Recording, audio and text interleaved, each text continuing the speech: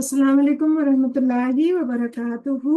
अल्हम्दुलिल्लाहि रब्बिल आलमीन वस्सलातु वस्सलाम अला सय्यिदिना व मौलाना मुहम्मदिन खातमिल अंबियाइ वल मुरसलीन व अला आलिहि व अस्हाबिहि अजमईन व मन इत्तबअहुम इला यौमिद्दीन।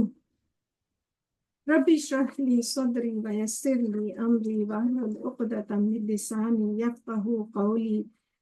ये ऐ हमारे रब, हमारे लिए हमारा सीना खोल दे और हमारा काम आसान कर दे और हमारी जबान की गिरह खोल दे ताकि वो मेरी बात समझ सके। रब्बी ज़िदनी इल्मा वरज़ुक़नी फ़हमा बिरहमतिका या अरहमर राहिमीन। ए हमारे रब, हमारे इल्म में इजाफा फरमा, हमें इसकी समझ बूझ अता फरमा। तू रहम करने वालों में सबसे बेहतर रहम करने वाला है। अल्लाहुम्मा फ़क़ीहनी फ़िद्दीन, अल्लाहुम्मा फ़क़ीहनी फ़िद्दीन, अल्लाहुम्मा फ़क़ीहनी फ़िद्दीन। ए अल्लाह, हमें दीन की समझ बूझ अता फरमा। अल्लाहुम्मा इन्नी अस्अलुका अस्अलुका इल्मन नाफ़िअन व अमलन मुतक़ब्बलन व रिज़्क़न तय्यबा। ए अल्लाह, हम तुझसे नफ़ा देने वाले इल्म, कबूल होने वाले अमल और पाकीज़ा रिज़्क़ का सवाल करते हैं।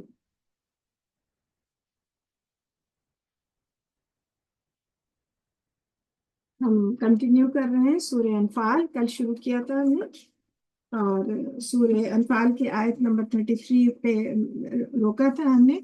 और हम आज 10वां पारा शुरू कर रहे हैं और आयत आयत नंबर 34 से सूरह अनफाल शुरू कर रहे हैं। और सूरह अनफाल अनफाल अनफाल के कल हमने पढ़ा था। अनफाल के माने बूटी, जो वार में जो बूटी होती थी, माले गनीमत होता था, उसके बारे में। और इसमें सूरह इसमें जंग बदर का पे अल्लाह ताला, जंग बदर में अल्लाह सुब्हानहू ताला ने किस तरह मुसलमानों की मदद की थी, हमने उसका बैकग्राउंड पढ़ा था।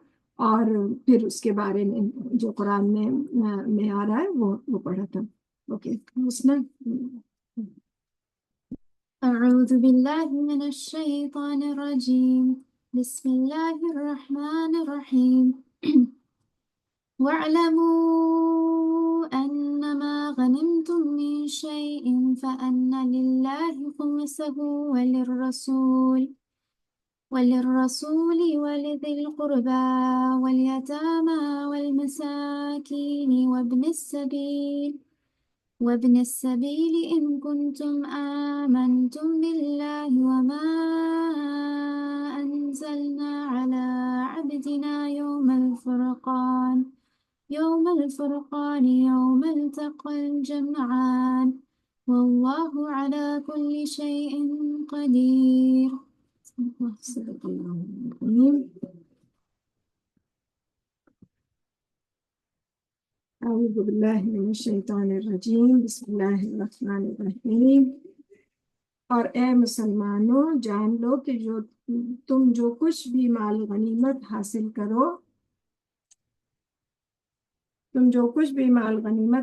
करो, इसमें पांचवा हिस्सा यकीनन अल्लाह के लिए है और रसूल के लिए है और रसूल के लिए है और उसके रिश्तेदारों, यतीमों, मिस्कीनों और मुसाफिरों के लिए है। अगर तुम पर तो ये पूरी कैटेगरी आ रही है। मुसलमानों को बताया जा रहा है कि माल गनीमत, जो वार में जो बूटी है, उसका डिस्ट्रीब्यूशन किस तरह होगा। अल्लाह सुब्हानहू तआला ने, अब लोग एक कोई क्लियर वो नहीं था कि क्या इसकी रूलिंग है, तो ये रूलिंग आ रही है, अल्लाह सुब्हानहू तआला बता रहे हैं। और अगर तुम अल्लाह पर ईमान लाए हो और इस पर जो हमने अपने बंदे पर फैसले के दिन उतारा, जिस दिन दो फौजों में टकराव हुआ था, और अल्लाह हर चीज पर खूब कुदरत रखता है, जबकि तुम मैदानी बदर के करीब वाले किनारे पर थे और वो काफिर दूर वाले किनारे पर थे। और कुरैश का तिजारती काफिला तुमसे बहुत नीचे बहीरा कलिस्म के साहिल की तरफ ब्रैकेट में है था। और अगर तुम दोनों फरीक जंग के लिए आपस में वादा करते तो मुकर्ररा वक्त पर जरूर इख्तिलाफ करते, लेकिन हुआ ये कि दोनों ग्रोह आमने सामने आ गए ताकि अल्लाह इस काम को पूरा कर दे जो होने वाला था, ताकि जो हलाक हुए वो हुज्जत कायम होने से हलाक हो और जो जिंदा रहे وہ دلیل سے حق کو پہچان کر زندہ رہے، اور بے شک اللہ خوب سننے والا اور خوب جاننے والا ہے۔ تو جو جنگ بدر کی جو ریزن، اور اللہ تعالیٰ کہہ رہے کہ ہم نے آمنے سامنے تمہیں لا دیا، اور وہ مطلب کوئی اور آپشن نہیں تھا۔ اے نبی صلی اللہ علیہ وسلم، یاد کریں جب اللہ نے آپ کے خواب میں آپ کو ان کی تعداد کم دکھائی، اور اگر وہ آپ کو ان کی تعداد زیادہ دکھاتا تو آپ ضرور ہمت ہار دیتے، اور اس معاملے میں آپس میں اختلاف کرتے، لیکن یعنی لوگوں کی اوپینین ہوتی تو لوگ اختلاف کرتے کتنے ہم اگر تو اللہ تعالیٰ نے مسلمانوں کو دل مضبوط کرنے کے لیے رسول اللہ صلی اللہ علیہ وسلم پاک کہہ رہے ہم نے آپ کو خواب میں ان کی تعداد کم دکھائی تھی، جبکہ 1:3 کا ریشیو تھا۔ وہ 1000 تھے اور مسلمان 313۔ تو اللہ سبحانہ تعالیٰ کہہ رہے اگر ان کی ایگزیکٹ سچویشن پتہ ہوتی تو مسلمان ہمت ہار دیتے، اور آپس میں پھر اختلاف ہونے لگتا کہ ہم کس طرح جیت پائیں گے، کیونکہ وہ تو زمینی حقائق لوگ تو جو سامنے دکھ رہا ہے پریزنٹ سچویشن اس کو سوچتے ہیں، لیکن اللہ تعالیٰ کہہ رہے کہ ہم نے اللہ نے تمہیں بچا لیا، بے شک وہ سینوں کے بھید خوب جانتا ہے۔ اور اے مسلمانوں، یاد کرو جب تم کافروں کے آمنے سامنے ہوئے تو اللہ نے انہیں تمہاری نظروں میں تھوڑا دکھایا اور تمہیں ان کی نظروں میں تھوڑا دکھایا، تاکہ اللہ اس کام کو پورا کرتے جو ہونے والا تھا، اور سب کام اللہ ہی کی طرف لوٹتے ہیں۔ اے ایمان والو، جب کسی گروہ سے تمہارا آمنا سامنا ہو تو ثابت قدم رہو اور اللہ کو بہت یاد کرو تاکہ تم فلاح پاؤ۔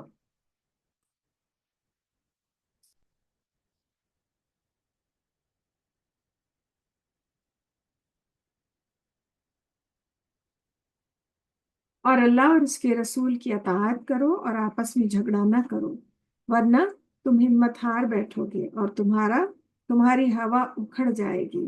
اور صبر کرو، بے شک اللہ صبر کرنے کے والوں کے ساتھ، یعنی جم کے مقابلہ کرنا، جم کے کھڑے ہونا صبر وہ ہے۔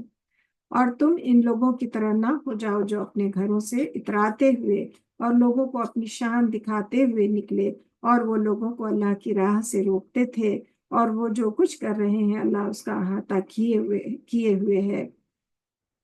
تو یہ منافقین کی بات ہو رہی ہے کہ اتراتے ہوئے نکلے، اور اس کے بعد لوگوں میں کنفیوژن، اور لوگوں کو روک رہے تھے کہ کہاں جا رہے ہو، اور مطلب اس طرح کی افواہیں پھیلانا اور لوگوں کو روکنا۔ وہ اللہ تعالیٰ تو اللہ تعالیٰ تو سینوں کے بھید جانتا ہے، وہ کہہ رہے اور یاد کرو جب شیطان نے ان کے اعمال ان کے لیے سجا کر پیش کیے، اور وہ کہنے لگا آج لوگوں میں سے کوئی تم پر غالب تو نہیں آ سکتا، اور بے شک میں تمہارا ساتھی ہوں۔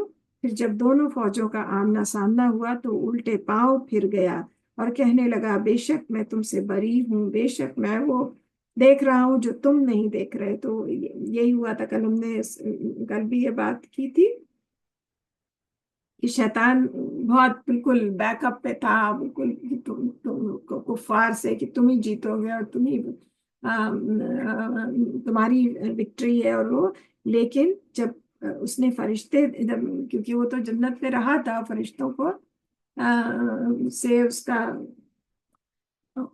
وہ رہتا تھا، تو جب فرشتے اترتے دیکھے تو پھر وہ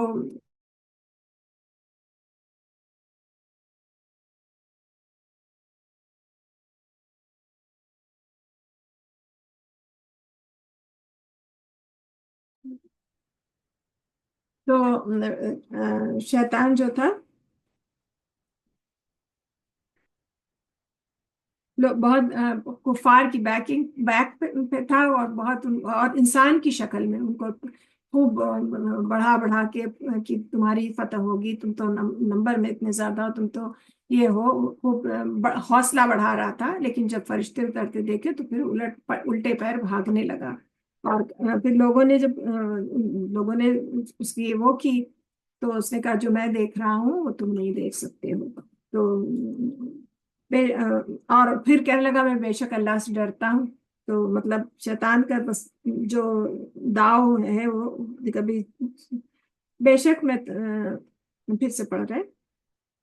اور یاد کرو شیطان نے ان کے اعمال ان کے لیے سجا کر پیش کیے، اور وہ کہنے لگا آج لوگوں میں سے کوئی تم پر غالب نہیں آ سکتا کفار سے، بے شک میں تمہارا ساتھی ہوں۔ پھر جب دونوں فوجوں کا آمنا سامنا ہوا تو وہ الٹے پاؤں پھر گیا اور کہنے لگا بے شک میں تم سے بری ہوں، میری کوئی ذمہ داری نہیں، بے شک میں وہ دیکھ رہا ہوں، یعنی فرشتے دیکھ رہا ہوں جو تم نہیں دیکھ رہے۔ بے شک اب کہہ رہا ہے کہ بے شک میں اللہ سے ڈرتا ہوں اور اللہ سخت سزا دینے والا ہے۔ جب دیکھ لیا اس نے کہ اب تو بالکل کفار کی اب شامت آنے والی، اب فرشتے اتر رہے ہیں، تو سمجھ گیا، تو اس نے تب کہہ رہا کہ میں تو بری ہوں، میری تو کوئی ذمہ داری، میں نے تو کچھ نہیں کیا۔ تو اور اس کے بعد کہہ رہا میں اللہ سے ڈرتا ہوں، اللہ سخت سزا دینے والا ہے۔ تو جب منافق اور وہ لوگ جن کے دلوں میں روگ تھا یہ کہتے تھے کہ ان مسلمانوں کو ان کے دین نے دھوکے میں ڈال دیا ہے، اور جو کوئی اللہ پر بھروسہ کرے تو بے شک اللہ زبردست اور خوب حکمت والا ہے۔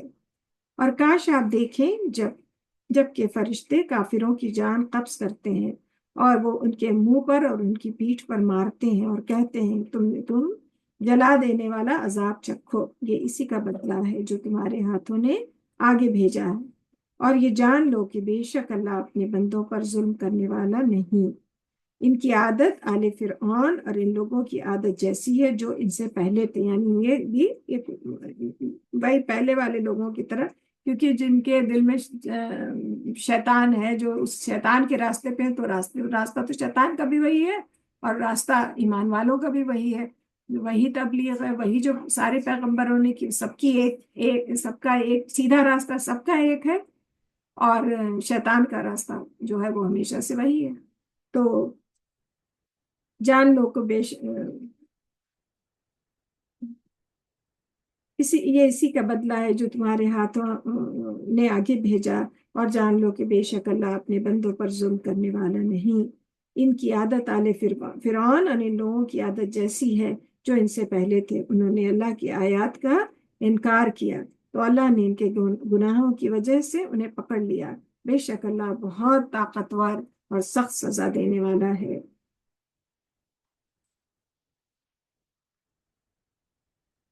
یہ اس لیے کہ بے شک اللہ کوئی نعمت جو اس نے کسی قوم کو بخشی ہو نہیں بدلتا، یہاں تک کہ وہ خود اپنے دلوں کی حالت بدل ڈالے، اور بے شک اللہ خوب سننے والا اور خوب جاننے والا ہے۔ تو اللہ یہاں سے کیا پتہ چلتا ہے؟ قوم کی بات ہو رہی ہے، لیکن اللہ پاک کہہ رہے ہیں کہ جو بھی ہم نے کسی قوم کو جو نعمت عطا کی ہے، ہم ایسا نہیں ہے کہ جب وہ ان کے دل بدل جاتے ہیں اور وہ سرکشی پہ ہوتے ہیں تبھی وہ نعمتیں اس میں بدلتی ہیں، وہ نعمتیں وہ ختم کی جاتی ہیں، یہاں تک کہ وہ خود اپنی دلوں کی حالت بدل ڈالے، یعنی کہ وہ جب ان کا طریقہ بدل جاتا ہے، ایمان بدل جاتا ہے، اور بے شک اللہ خوب سننے والا اور خوب جاننے والا ہے۔ اس کے بعد اللہ تعالیٰ کہہ رہے کہ ہم تو خوب سننے والے ہیں، خوب جاننے والے ہیں ہر چیز کی۔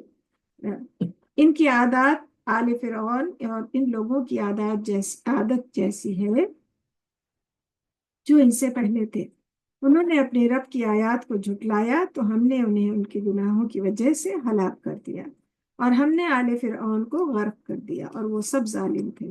بے شک زمین پر چلنے والوں میں سے اللہ کے نزدیک بدترین وہ لوگ ہیں جنہوں نے کفر کیا پھر وہ ایمان نہیں لاتے، اور وہ جن سے آپ نے معاہدہ کیا پھر وہ ہر بار اپنا عہد توڑتے ہیں، اور وہ اللہ سے ذرا نہیں ڈرتے۔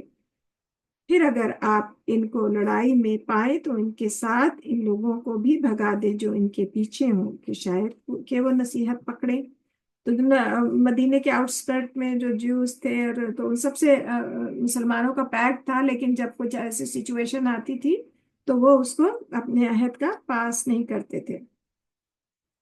تو اور اگر آپ کو کسی قوم کی طرف سے خیانت بدعہدی کا خوف ہو تو برابری کی سطح پر ان کا عہد ان کے منہ پہ دے مارے، یعنی اس کو پھر توڑ دیں، ان کے منہ پہ دے مارے۔ اللہ پاک ناراضگی سے کہہ رہے ہیں بے شک اللہ خیانت یا بدعہدی کرنے والوں کو پسند نہیں کرتا۔ اور جن لوگوں نے کفر کیا وہ خیال نہ کریں کہ وہ بچ نکلے ہیں، بے شک وہ اپنی چالوں سے اللہ کو عاجز نہیں کر سکتے ہیں۔ اور ان کافروں کے مقابلے کے لیے تم مقدور بھر قوت اور جنگی گھوڑے تیار رکھو، جن سے تم اللہ کے دشمنوں اور اپنے دشمنوں اور ان کے علاوہ دوسروں کو ڈرائے رکھو جنہیں تم نہیں جانتے مگر اللہ انہیں جانتا ہے۔ اور تم اللہ کی راہ میں جو خرچ کرو گے تمہیں اس کا پورا پورا ثواب دیا جائے گا، اور تم پر ظلم نہیں کیا جائے گا۔ تو گھوڑے تیار رکھنا یہ مسلمانوں کو تو یہی وہ چیز ہے نا کہ آپ ایسا نہیں ہے کہ آپ ہر وقت سے لڑنا نہیں ہے، لیکن اپنی پوزیشن اسٹرانگ رکھنے ہیں۔ تو اللہ پاک کہہ رہے ہیں کہ اپنے گھوڑے تیار رکھو، ایز اے فریز یوز ہو رہا ہے کہ تاکہ تمہاری دھاک جمی رہے، تمہیں ایزی ٹارگٹ نہ سمجھیں۔ تو اور وہی جو پریزنٹ ٹائم ہے، جو مسلمان جو ان چیزوں سے زیادہ اس میں پڑ گئے، آرام طلبی میں، تو اسی لیے ایزی ٹارگٹ ہے۔ تو جو اللہ تعالیٰ بتا رہے ہیں اس وقت مسلمانوں کو سے کہہ رہے ہیں، اور اے نبی پاک صلی اللہ علیہ وسلم اگر وہ صلح کی طرف مائل ہو تو آپ بھی اس کی طرف مائل ہو جائیں، اور اللہ پر بھروسہ رکھیں، بے شک وہی خوب سننے والا اور خوب جاننے والا ہے۔ یعنی اگر وہ کیا نام ہے جو عہد جو پیکٹ ہوا ہے اگر وہ توڑ رہے ہیں تو اللہ پاک نے ناراضگی، وہ بار بار توڑتے تھے تو اللہ پاک ناراضگی سے کہہ رہے ہیں کہ تو آپ ان کے منہ پہ دے ماریے۔ اور اس کے بعد لیکن پھر ان میں یہ اللہ تعالیٰ سختی تو کرتے ہیں کہ اگر جو کوئی ریبیلیس ہے اس پہ سختی کرتے ہیں، لیکن پھر آخر میں اللہ تعالیٰ کہہ دیتے ہیں مجھے معافی کا دروازہ اور صلح کا دروازہ، پھر اینڈ آف دا سینٹینس پھر اللہ تعالیٰ وہی کہتے ہیں، کیونکہ اللہ تعالیٰ رحمان و رحیم ہے۔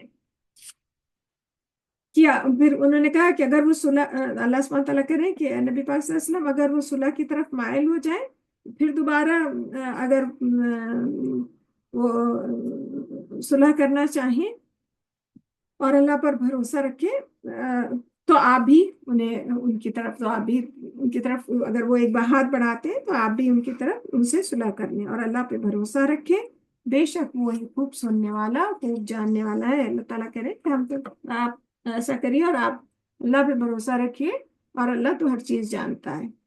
اور اگر وہ آپ کو دھوکہ دینا چاہیں تو بے شک آپ کے لیے اللہ کافی ہے، وہی تو ہے جس نے اپنی مدد سے مومنوں اور آپ کی تائید کی ہے، اور اس نے ان مومنوں کے دلوں میں الفت ڈال دی ہے۔ یعنی اس مسلمان آپس میں جو صحابہ تھے وہ آپس میں بھائی الفت ہی تو تھی، تبھی رسول اللہ صلی اللہ علیہ وسلم نے کیا وہ سوسائٹی کیسی کریٹ ہوئی کہ ہر آدمی اپنے گھر میں ایک انصار ایک مہاجر رہ رہا ہے، کہ ہر ایک کے گھر میں ایک مہاجر، تو اتنی اللہ نے الفت ہی تو ڈالی تھی، تبھی تو ایک دوسرے کو، تو سگے بھائی نہیں ایک دوسرے کو برداشت کرتے ہیں، اور نہ کہ انصار اور مہاجر جو کہ ایک سٹی کے بھی نہیں تھے، ایک ساتھ رہ رہے تھے، وہ یہ محبت ہی تھی اللہ کی طرف سے تھی کہ وہ ہر ایک انصار کے گھر میں ایک مہاجر، یہ رسول اللہ صلی اللہ علیہ وسلم نے یہ سولوشن ڈھونڈا تھا، اور یہ سکسیسفل بھی رہا۔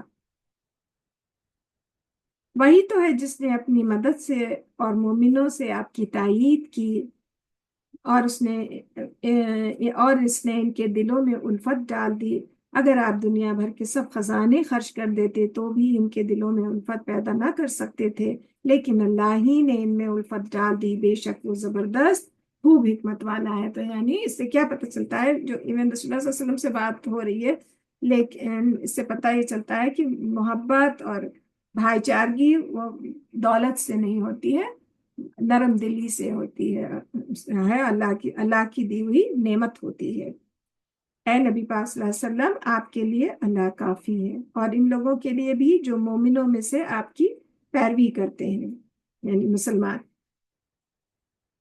اے نبی پاک صلی اللہ علیہ وسلم مومنوں کو جہاد پر ابھاریں، اگر تم میں 20 صبر کرنے والے ہوں تو 200 کافر پر غالب آئیں گے۔ تو صبر کرنے والے مطلب جم کے کھڑے رہنے والے، جم کے مقابلہ کرنے والے، صبر عربی میں اس معنی میں آتا ہے، اس معنی میں صبر کا یہ معنی میں آتا ہے عربی میں۔ ہم اردو میں صبر پڑھتے ہیں وہ بہت ڈفرینٹ ہے، کوئی بہت بیچارہ ہے اس کو کہتے ہیں صبر کرو، یہ وہ تو، لیکن صبر ہر جنگ میں، ہم نے جب احد کے بارے میں پڑھا تھا تب بھی صبر جم کے کھڑے ہو جانا، جب ڈٹ کے مقابلہ کرنا میں آتا ہے۔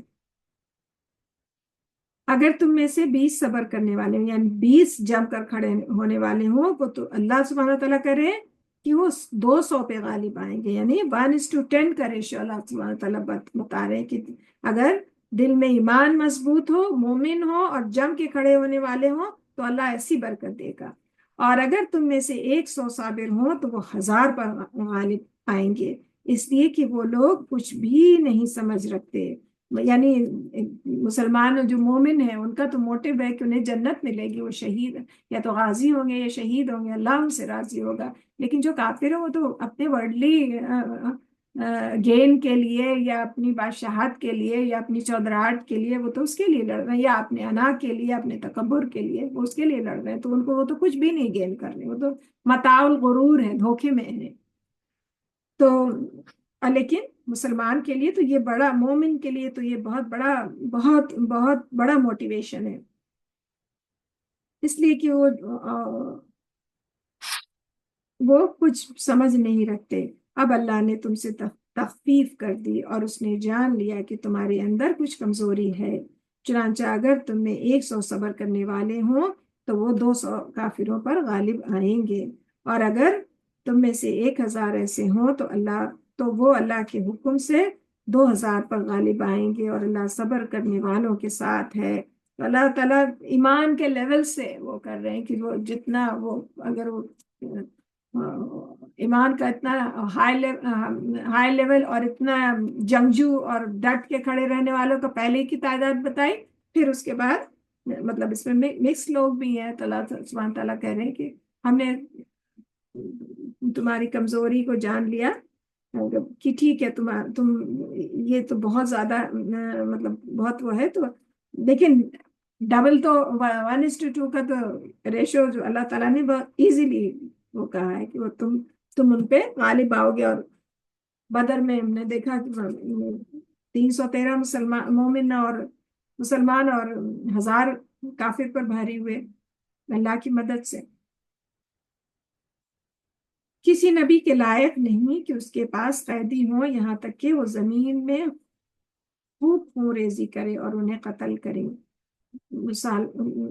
مسلمانوں، تم سامان دنیا چاہتے ہو اور اللہ تمہاری آخرت چاہتا ہے، اور اللہ زبردست اور خوب حکمت والا ہے، اور اگر اللہ کی طرف سے پہلے ہی ایک بات لکھی ہوئی نہ ہوتی تو تم نے بدر کے قیدیوں سے جو فدیہ لیا اس کے بدلے تمہیں بڑا عذاب آ پکڑتا۔ چنانچہ جو حلال پاکیزہ غنیمت تم نے حاصل کی ہیں اس میں سے کھاؤ اور اللہ سے ڈرتے رہو، بے شک اللہ بہت بخشنے والا اور نہایت رحم کرنے والا ہے۔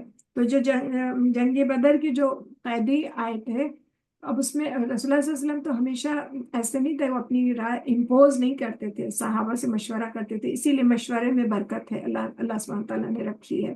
تو ایسا بھی نہیں ان کا کبھی بھی ایسا، پورے واقعات سے ایسے پتہ چلتا ہے، کبھی بھی ایسا نہیں کہ انہوں نے کہا کہ نہیں، لوگ جو کہہ رہے ہیں انہوں نے کہا کہ نہیں I will do this نہیں، سب کی بات سنتے تھے، سب کے مشورے سنتے تھے، پھر اس میں سے جو بہتر لگتا تھا اس کو وہ ڈیسیشن میں وہ چوز کر لیتے تھے۔ تو رسول اللہ صلی اللہ علیہ وسلم تو خود بہت نرم دل تھے، اور تو ان کا انکلائنمنٹ ہمیشہ نرم دلی کی طرف ہوتا تھا، اور تو حضرت ابوبکر صدیق رضی اللہ عنہ کی تجویز تھی اور دوسرے صحابہ کی ہے جو اتنے قیدی آئے ہیں ان کو مسلمان ابھی بہت وہ بھی ہیں، ان کو ضرورت بھی ہے، تو ان کو مال غنیمت لے کے، ان کو رینسم لے کے چھوڑ دیا جائے، اور اس میں اور بھی طرح طرح کی وہ تھی، اور حضرت عمر وہ سخت ان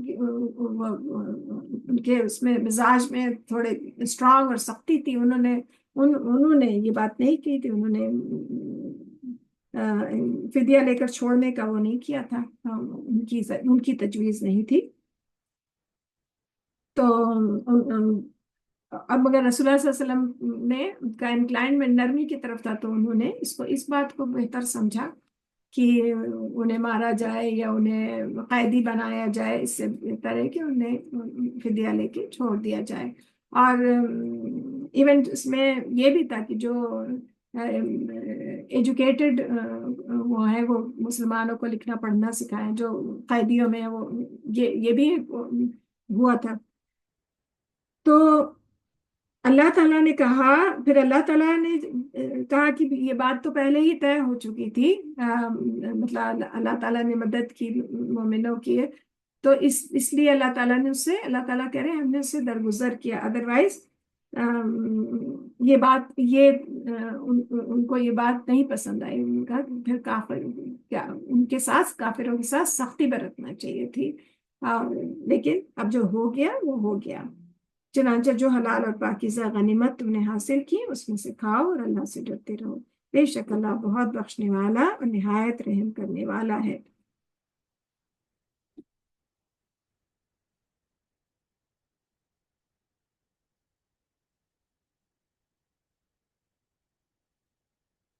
تو اے نبی پاک صلی اللہ علیہ وسلم، جو قیدی آپ کے ہاتھوں گرفتار ہیں، آپ ان سے کہہ دیں کہ اگر اللہ تمہارے دلوں میں بھلائی پائے گا تو تمہیں اس فدیے سے کہیں بہتر عطا کرے گا، اور جو تم سے لیا گیا ہے، اور تمہیں بخش دے گا، اور اللہ بہت بخشنے والا اور نہایت رحم کرنے والا ہے. تو اللہ سبحانہ تعالیٰ کہہ رہے ہیں کہ ان سے ایمان کی بات کرے، اگر وہ ایمان لے آتے ہیں تو وہ تو اس فدیے سے کہیں زیادہ بہتر ہے ان کے لیے. اللہ انہیں معاف کر دے گا، ان پہ رحم کرے گا. اور اے نبی پاک صلی اللہ علیہ وسلم، اگر وہ آپ سے خیانت کرنا چاہیں تو وہ پہلے ہی اللہ سے دغا کر چکے ہیں، پھر اس نے انہیں آپ کے قبضے میں دے دیا ہے، اور اللہ خوب جاننے والا ہے اور خوب حکمت والا ہے. یعنی وہ اگر ابھی کہہ رہے ہیں پھر بعد میں منہ موڑ لیں تو یہ تو پہلے ہی کافر ہیں، پھر اللہ ان سے پھر اللہ خوب جانتا ہے اگر کسی کے دل میں کھوٹ ہے، کہ ایسا نہیں کہ وہ ابھی آزاد ہونے کے لیے ہو جائے.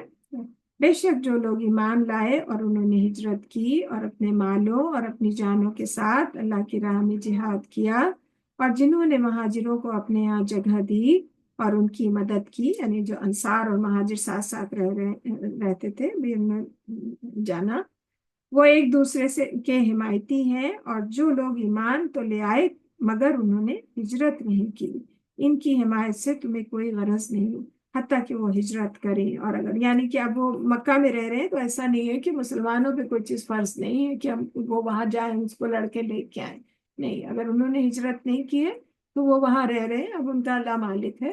تب ایسا نہیں، یہ انلیس کہ وہ ہجرت کریں، مائگریٹ کریں وہاں سے، وہ ہجرت کرے. اور اگر تم سے دین کے معاملے میں مدد مانگے تو تم پر لازم ہے، مگر اس قوم کے خلاف نہیں جن کے اور تمہارے درمیان کوئی معاہدہ ہوا، اور تم جو کلام کرتے ہو اللہ دیکھ رہا ہے. اور جن لوگوں نے کفر کیا وہ آپس میں ایک دوسرے کے حمایتی ہیں، یعنی کافر آپس میں ایک دوسرے کے دوست ہیں.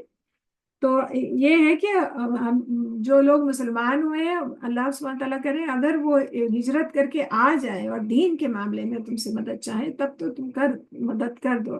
لیکن ایسا نہیں ہے کہ مسلمانوں سے یہ کہا کہ وہاں ان کو چھڑانے کے لیے کوئی جنگ کی جائے، کہ وہ وہاں سے ان کو نکالنے کے لیے یا ان کی مدد کرنے کے لیے.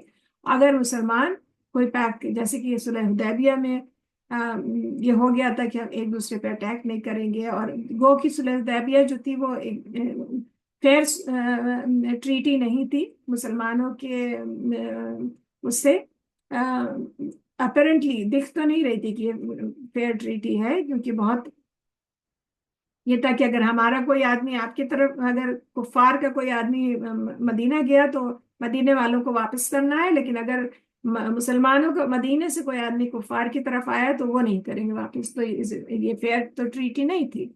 اور بھی اس کے ٹریٹی کے 3-4 وہ تھے، یا وہ ہم جب صلح حدیبیہ کے بارے میں اور پڑھیں گے تب ڈیٹیل میں انشاءاللہ. اور تو اللہ سبحانہ تعالیٰ کہہ رہے ہیں کہ اگر جب ان سے کوئی پیکٹ ہو گیا ہے تو پھر وہ نہیں. تو صلح حدیبیہ کے بعد ایسا ہوا تھا کہ جب رسول اللہ صلی اللہ علیہ وسلم نے سائن کر دیا اس کے اوپر صلح نامے پر، اس کے بعد جو سہیل جو صلح حدیبیہ کے اس میں تھے، جو بیٹھے ہوئے تھے، جنہوں نے اس پہ سائن کرائے تھے کانٹریکٹ پہ، انہی کا جو بھی وہ تو کافر تھے، اور بہت ہی انفیئر ٹریٹی تھی مسلمانوں کے لیے، جو کہ مسلمانوں میں، لیکن رسول اللہ صلی اللہ علیہ وسلم نے اس کو مانا، اور مسلمانوں میں بڑا غم اور غصہ تھا کہ لیکن اللہ کا حکم تھا تو رسول اللہ صلی اللہ علیہ وسلم نے اس بات کو مانا. اور تو اسی وقت وہی سہیل کا بیٹا ابو جندال وہ مسلمان ہو گیا تھا، اور وہ بیڑیوں میں جکڑے ہوئے آئے. لیکن یہ کہ یہی بات ہے نا، جو عہد کر لیا تو کر لیا. تو پھر اللہ کا، اسی لیے اللہ کا حکم آ رہا ہے کہ جو عہد کر لیا، جو ٹریٹی ہو گئی وہ ہو گئی. اب ایسا نہیں ہے کہ ہم یہ بڑے بڑے کام ہیں، ہم ایز اے مسلم ان کی مدد کر رہے ہو، لیکن ہم فائٹ نہیں کرنے کے، کیونکہ ہم آلریڈی یہ پیکٹ کر چکے ہیں. اور جو لوگ، تو ہم یہ صلح حدیبیہ کے بارے میں ابھی پھر سورہ فتح میں پڑھیں گے اور ڈیٹیل سے انشاءاللہ تعالی. اور جو لوگ بعد میں اور جو لوگ ایمان لائے اور انہوں نے ہجرت کی اور اللہ کی راہ میں جہاد کیا، اور جنہوں نے مہاجرین کو جگہ دی اور ان کی مدد کی، وہی لوگ سچے مومن ہیں. ان کے لیے مغفرت اور باعزت روزی ہے. اور جو لوگ بعد میں ایمان لائے اور انہوں نے ہجرت کی اور تمہارے ساتھ مل کر جہاد کیا تو وہ بھی تمہیں میں سے ہیں. اور اللہ کی کتاب میں خون کے رشتہ دار آپس میں ایک دوسرے کے زیادہ حقدار ہیں. بے شک اللہ ہر چیز کو خوب جانتا ہے.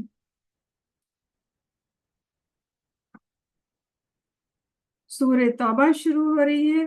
سورہ توبہ میں اللہ تعالیٰ نے بہت ناراضگی اور غصے کا اظہار کیا ہے.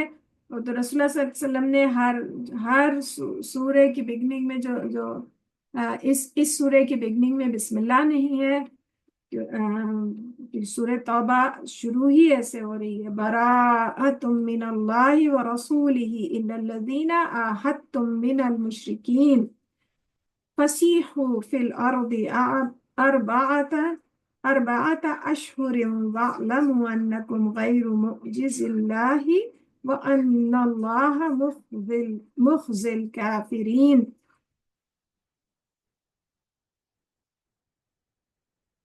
اے مسلمانوں، جن مشرکین سے تم نے عہد کر رکھا تھا، اللہ اور اس کے رسول کی طرف سے انہیں صاف جواب ہے.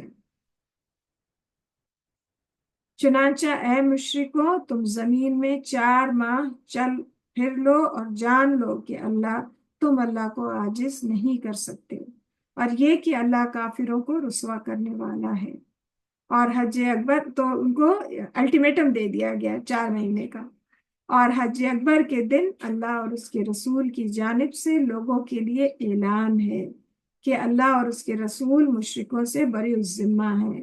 اور لہٰذا اے مشرکوں، اگر تم توبہ کر لو تو یہ تمہارے لیے بہتر ہے. تو اگین اللہ تعالیٰ اتنی سخت ناراضگی سے اعلان کر رہے ہیں، لیکن اس کے بعد پھر بھی بلا رہے ہیں کہ اے مشرکوں، اگر توبہ کر لو تو یہ تمہارے لیے بہتر ہے. اور اگر تم نے حق سے منہ موڑے رکھا تو جان لو کہ تم اللہ کو عاجز نہیں کر سکتے. اور اے نبی پاک صلی اللہ علیہ وسلم، آپ ان کافروں کو دردناک عذاب کی خبر سنا دیں. لیکن جن مشرکوں سے تم نے عہد کیا ہے، پھر انہوں نے تمہارے حق میں کوئی کمی نہیں کی اور نہ تمہارے مقابلے میں کسی کی مدد کی، تو ان سے مقررہ مدت تک ان کا عہد پورا کرو. بے شک اللہ متقیوں کو پسند کرتا ہے، یعنی تقوی والوں کو اللہ تعالیٰ پسند کرتے ہیں. پھر جب حرمت والے مہینے گزر جائیں تو تم مشرکین کو، جہاں حرمت والے مہینوں میں، یہ فتح مکہ کی بات ہو رہی ہے فائنل، اور یہ اس پیریڈ کے لیے بات ہو رہی ہے، یہ بالکل بھی اس کے بعد یہ کنڈیشنز نہیں ہے جو اسلام پہ الزام ہوتا ہے. یہ صرف at that period of time کہ جب ہر طرح سے پیکٹ ہو گیا، ہر طرح سے چیز ہو گئی، پھر اللہ پاک نے 4 مہینے کی مہلت دی کہ آئدر یو ایکسپٹ اسلام اور یو جسٹ لیو مکہ. تو مطلب اب اس حدود حرم میں کوئی مشرک، کوئی بت پرست نہیں رہے گا. اب یہ امن کی جگہ ہے. اور پھر جو امن والے مہینے ہیں، جو محرم، رجب، محرم، ذوالقعدہ، ذی الحج، 4 امن والے مہینے جو ہیں ان کی بات آئی. تو پہلے تو اللہ تعالیٰ نے کہا تم کو توبہ کر لو تو تمہارے لیے بہتر ہے، پھر بھی توبہ کا دروازہ کھلا ہے. پھر کہا اگر تم نے حق سے منہ موڑے رکھا تو جان لو کہ تم اللہ کو نہیں عاجز کر سکتے ہو. اور پھر اللہ تعالیٰ ڈرا بھی رہے کہ نبی پاک صلی اللہ علیہ وسلم آپ ان کو دردناک عذاب کی خبر سنا دیں. پھر کہہ رہے پھر اللہ تعالیٰ جن مشرکوں سے تم نے عہد کیا پھر انہوں نے تمہارے حق میں یعنی کہ کوئی کمی نہیں کی، مطلب وہ اپنے وعدے پہ قائم رہے تو، اور نہ تمہارے مقابلے میں کسی کی مدد کی، تو ان سے مقررہ مدت تک ان کا عہد پورا کرو. یعنی جب تک کا پیکٹ ہے تب تک پورا کرنا ہے. ایسا نہیں ہے کہ ہم اس کو توڑنا نہیں ہے. اور اللہ تعالیٰ اس کے بعد اللہ تعالیٰ کرے کہ اللہ متقیوں کو، تقویٰ کرنے والوں کو پسند کرتا ہے. پھر جب حرمت والے مہینے گزر جائیں تو حرمت والے 4 مہینے میں لڑائی جو ہے، جنگ نہیں کر سکتے. کوئی ایسی چیزیں جو چیزیں نارمل حالات میں جائز ہیں وہ حرمت والے مہینوں میں نہیں ہیں. پھر جب حرمت والے مہینے گزر جائیں تو تم مشرکین کو جہاں پاؤ قتل کرو اور انہیں پکڑ لو. تو 4 منتھ کا الٹیمیٹم دیا گیا، اور اس کے بعد بھی اگر وہ نہیں جا رہے ہیں تب یہ کنڈیشن آ رہی ہے. اور اس کے بعد بھی اور ان کا محاصرہ کر لو اور ہر گھات کی جگہ ان کی طاق میں بیٹھے رہو. پھر اگر وہ توبہ کر لیں اور نماز قائم کریں اور زکوٰۃ دیں تو ان کی راہ چھوڑ دیں. بے شک اللہ بہت بخشنے والا اور نہایت رحم کرنے والا ہے. تو صرف ایک اس لائن کو جہاں پاؤ قتل، ایک اس لائن کو پکڑ کے اسلام کو بدنام کرنا، یہ مطلب جو یہ ویسٹرن میڈیا کا وہ ہے، صرف یہ لائن ہے. لیکن اس کے بعد اللہ تعالیٰ نے یہ وارننگ ہے، اور اس کے بعد کتنی مہربانیاں بھی ہیں. 4 مہینے کا الٹیمیٹم ہے. پھر اگر تمہیں نہیں پسند ہے تو یو لیو دس پلیس. اگر تمہیں نہیں آنا ہے اسلام میں تو اس کے پہلے 4 مہینے میں اپنا انتظام کرو، اس جگہ کو چھوڑ دو، کیونکہ یہ امن والی جگہ ہے. اور نہیں، اس کے بعد بھی یہ تھا کہ ایون فتح مکہ کے وقت بھی کہ جو اپنے گھر میں ہے وہ امن میں ہے، جو گھر کے باہر ہے یعنی جو جنگی کنڈیشن جو باہر ہے، اگر باہر ہے تب ان کو مانا ہے، اگر کوئی گھر میں ہے تو نہیں تھا ایسے. تو پھر اگر وہ توبہ کر لیں اور نماز قائم کریں اور زکوٰۃ دیں تو ان کی راہ چھوڑ دو. بے شک اللہ بہت بخشنے والا اور نہایت رحم کرنے والا ہے. اور اے نبی پاک صلی اللہ علیہ وسلم، اگر مشرکوں میں سے کوئی آپ سے پناہ مانگے تو اس کو پناہ دے. تو اللہ تعالیٰ یہاں کہہ رہے ہیں کہ اے نبی پاک صلی اللہ علیہ وسلم اور مسلمانوں، اگر کوئی ان میں سے کوئی آپ سے پناہ مانگے تو پناہ دیں. یہ بھی تھا کہ جو اپنے گھر میں ہے وہ سیف ہے، اور پھر جو مسلمانوں سے پناہ مانگے تو آپ پناہ دیں، یہاں تک کہ وہ اللہ کا کلام سن لے، پھر اسے اس کی امن کی جگہ پہنچا دیں. یعنی آپ اس کو پناہ دیں اور اس کو اللہ کا کلام سنائیں اور پھر اس کو امن کی جگہ پہنچا دیں. اس لیے کہ بے شک وہ ایسے لوگ ہیں جو علم نہیں رکھتے. یعنی ایسا نہیں ہے کہ بس تلوار چلانے کا حکم آ گیا ہے. اب ایک الٹیمیٹم کے بعد اس کی اتنی کنڈیشنز آئی ہیں، لیکن وہ ساری سب لوگ کھا جاتے ہیں اور بس ایک بات کو لے کے رٹ لیتے ہیں.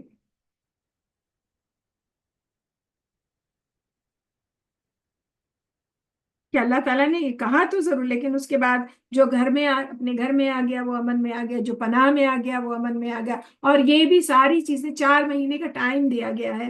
پھر اللہ تعالیٰ نے کہا کہ میں اپنے اس گھر کو مشرکوں سے پاک دیکھنا چاہتا ہوں. تو پھر اس کے لیے یہ آیا ہے کہ اور اگر کوئی بالکل ہٹدھرمی پہ تلوار لے کے کڑھائی ہو گیا ہے تب اس کے لیے ہے، اس کو مارنے کا حکم ہے. تو بھلا مشرکوں کے لیے اللہ اور اس کے رسول کے نزدیک کوئی عہد کیوں کر ہو سکتا ہے، سوائے ان لوگوں کے جن سے تم نے مسجد حرام کے قریب عہد لیا تھا. پھر جب تک وہ تمہارے ساتھ سیدھے رہیں تم بھی ان کے ساتھ سیدھے رہو. بے شک اللہ متقیوں کو پسند کرتا ہے. کس طرح مشرکوں سے عہد رہ سکتا ہے، جبکہ ان کا حال یہ ہے کہ اگر وہ تم پر غلبہ پا لے تو وہ تمہارے معاملے میں رشتہ داری کا لحاظ کریں گے، نہ کسی عہد کا، یعنی کہ کوئی رشتے ناطے کا بھی نہیں کریں گے اگر ان کا غلبہ ہو جائے مسلمانوں پہ، اور نہ کوئی کسی وعدے کا۔ وہ اپنے منہ سے تمہیں خوش کرتے ہیں، ان کے دل انکار کرتے ہیں۔ اب یہ منافقین کی بات ہے، ان کے دل انکار کرتے ہیں اور ان میں سے اکثر نافرمان ہیں۔ انہوں نے اللہ کی آیات کو تھوڑی سی قیمت پر بیچا، پھر لوگوں کو اس کے راستے سے روکا۔ بے شک برا ہے جو وہ کرتے ہیں۔ وہ کسی مومن کے معاملے میں رشتہ داری کا لحاظ کرتے ہیں، نہ کسی عہد کا، وہی لوگ حد سے گزرنے والے ہیں۔ پھر اللہ تعالیٰ کرے وہ حد سے گزرنے والے ہیں بہت۔ پھر اگر وہ توبہ کر لیں اور نماز قائم کریں اور زکوٰۃ دیں تو وہ دین میں تمہارے بھائی ہیں۔ تو مطلب ہر اتنے ریبیلیس لوگ اور اتنے اس کے بعد بھی اللہ تعالیٰ کرے اگر وہ توبہ کر لیں تو وہ تمہارے بھائی ہیں، معاف کر دو انہیں۔ اور وہی لوگ ہیں جنہوں نے کتنی تکلیفیں مسلمانوں کو دی ہیں، کہ آگ اپنے جو کم حیثیت اور جو غلام وہ لوگ تھے آگ پہ لٹا دیا ہے، اور اوپر سینے کی سینے پہ پتھر کی سل رکھ دی ہے، اور کہہ رہے ہیں کہ اپنی ایمان سے ہٹو۔ میں تو ایسی مطلب اتنی تکلیفیں اتنی سخت۔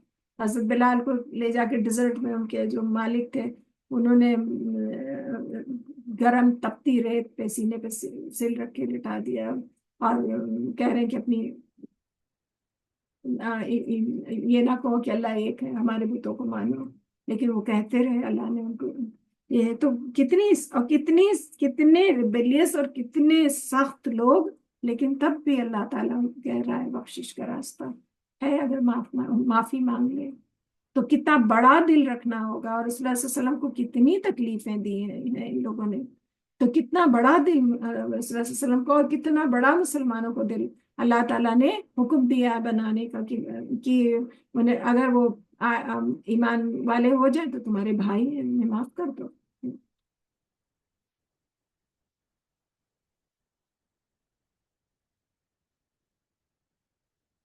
پھر اگر وہ توبہ کر لیں اور نماز قائم کریں اور زکوٰۃ دیں تو وہ دین میں تمہارے بھائی ہیں۔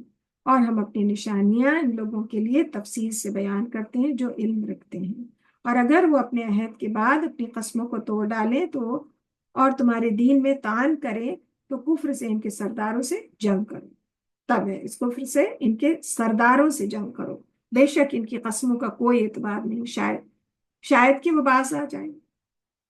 کیا تم ان لوگوں سے نہیں لڑو گے جنہوں نے اپنی قسمیں توڑ ڈالی اور رسول کو مکہ سے نکالنے کا ارادہ کیا، اور انہوں ہی نے پہل تم سے لڑائی شروع کی؟ کیا تم ان سے ڈرتے ہو؟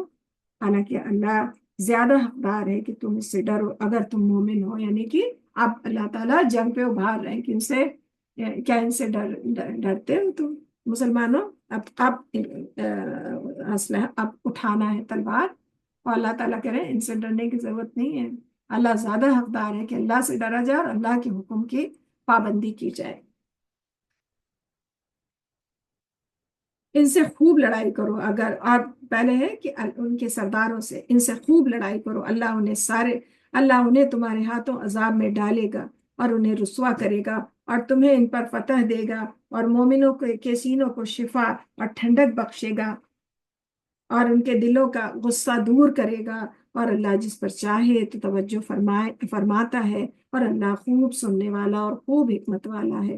کیا تم نے یہ سمجھ رکھا ہے کہ تمہیں یوں ہی چھوڑ دیا جائے گا، جبکہ ابھی اللہ نے تم سے ان لوگوں کو نہیں چھانٹا جنہوں نے جہاد کیا، اور اللہ اور اس کے رسول اور مومنوں کے سوا کسی کو ولی دوست نہیں بنایا، اور تم جو عمل کرتے ہو اللہ ان کی خوب خبر رکھتا ہے۔ یعنی کہ ہائی لیول ایمان والوں کو، مشرکین کو، منافقین کو، سب کی اللہ تعالیٰ کریں سب کی چھانٹی ہوگی، سب کی الگ الگ وہ بنے گی۔ مشرکین اس لائق نہیں کہ وہ اللہ کی مسجدیں آباد کریں جبکہ وہ اپنے آپ پر ہی کفر کی گواہی دے رہے ہیں۔ انہی لوگوں کے سب اعمال برباد ہو گئے اور وہ ہمیشہ دوزخ میں رہیں گے۔ اللہ کی مسجدیں تو صرف وہ آباد کرتا ہے جو اللہ اور یوم آخرت پر ایمان لایا اور اس نے نماز قائم کی اور زکوٰۃ دی اور اللہ کے سوا کسی سے نہیں ڈرا، لہٰذا امید ہے کہ یہی لوگ ہدایت یافتہ لوگوں میں سے ہوں گے۔ کیا تم نے حاجیوں کو پانی پلانا یا مسجد حرام کو آباد کرنا اس شخص کے اعمال کے مانند قرار دے رکھا ہے جو اللہ اور یوم آخرت پر ایمان لایا اور اس نے اللہ کی راہ میں جہاد کیا؟ اللہ کے نزدیک یہ برابر نہیں ہو سکتے ہیں۔ تو یہ کفار جو تھے وہ ان میں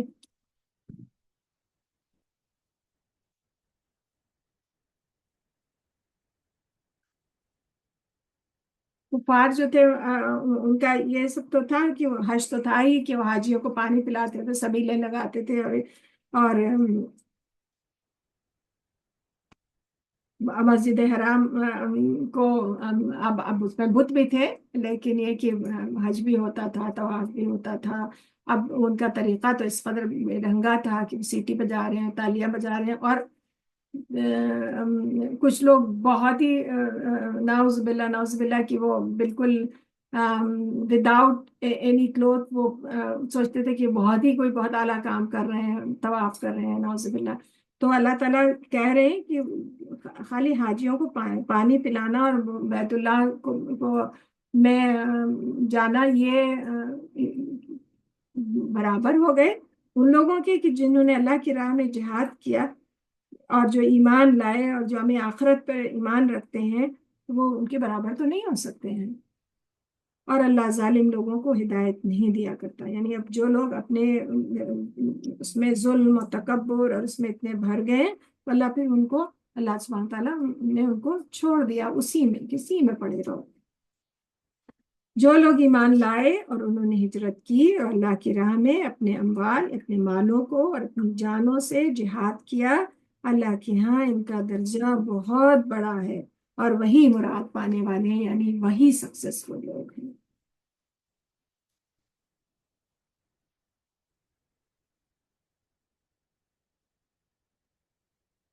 دوسرا ایک لے لیتے ہیں حدیث، مفہوم حدیث ہے۔ رسول اللہ صلی اللہ علیہ وسلم نے فرمایا،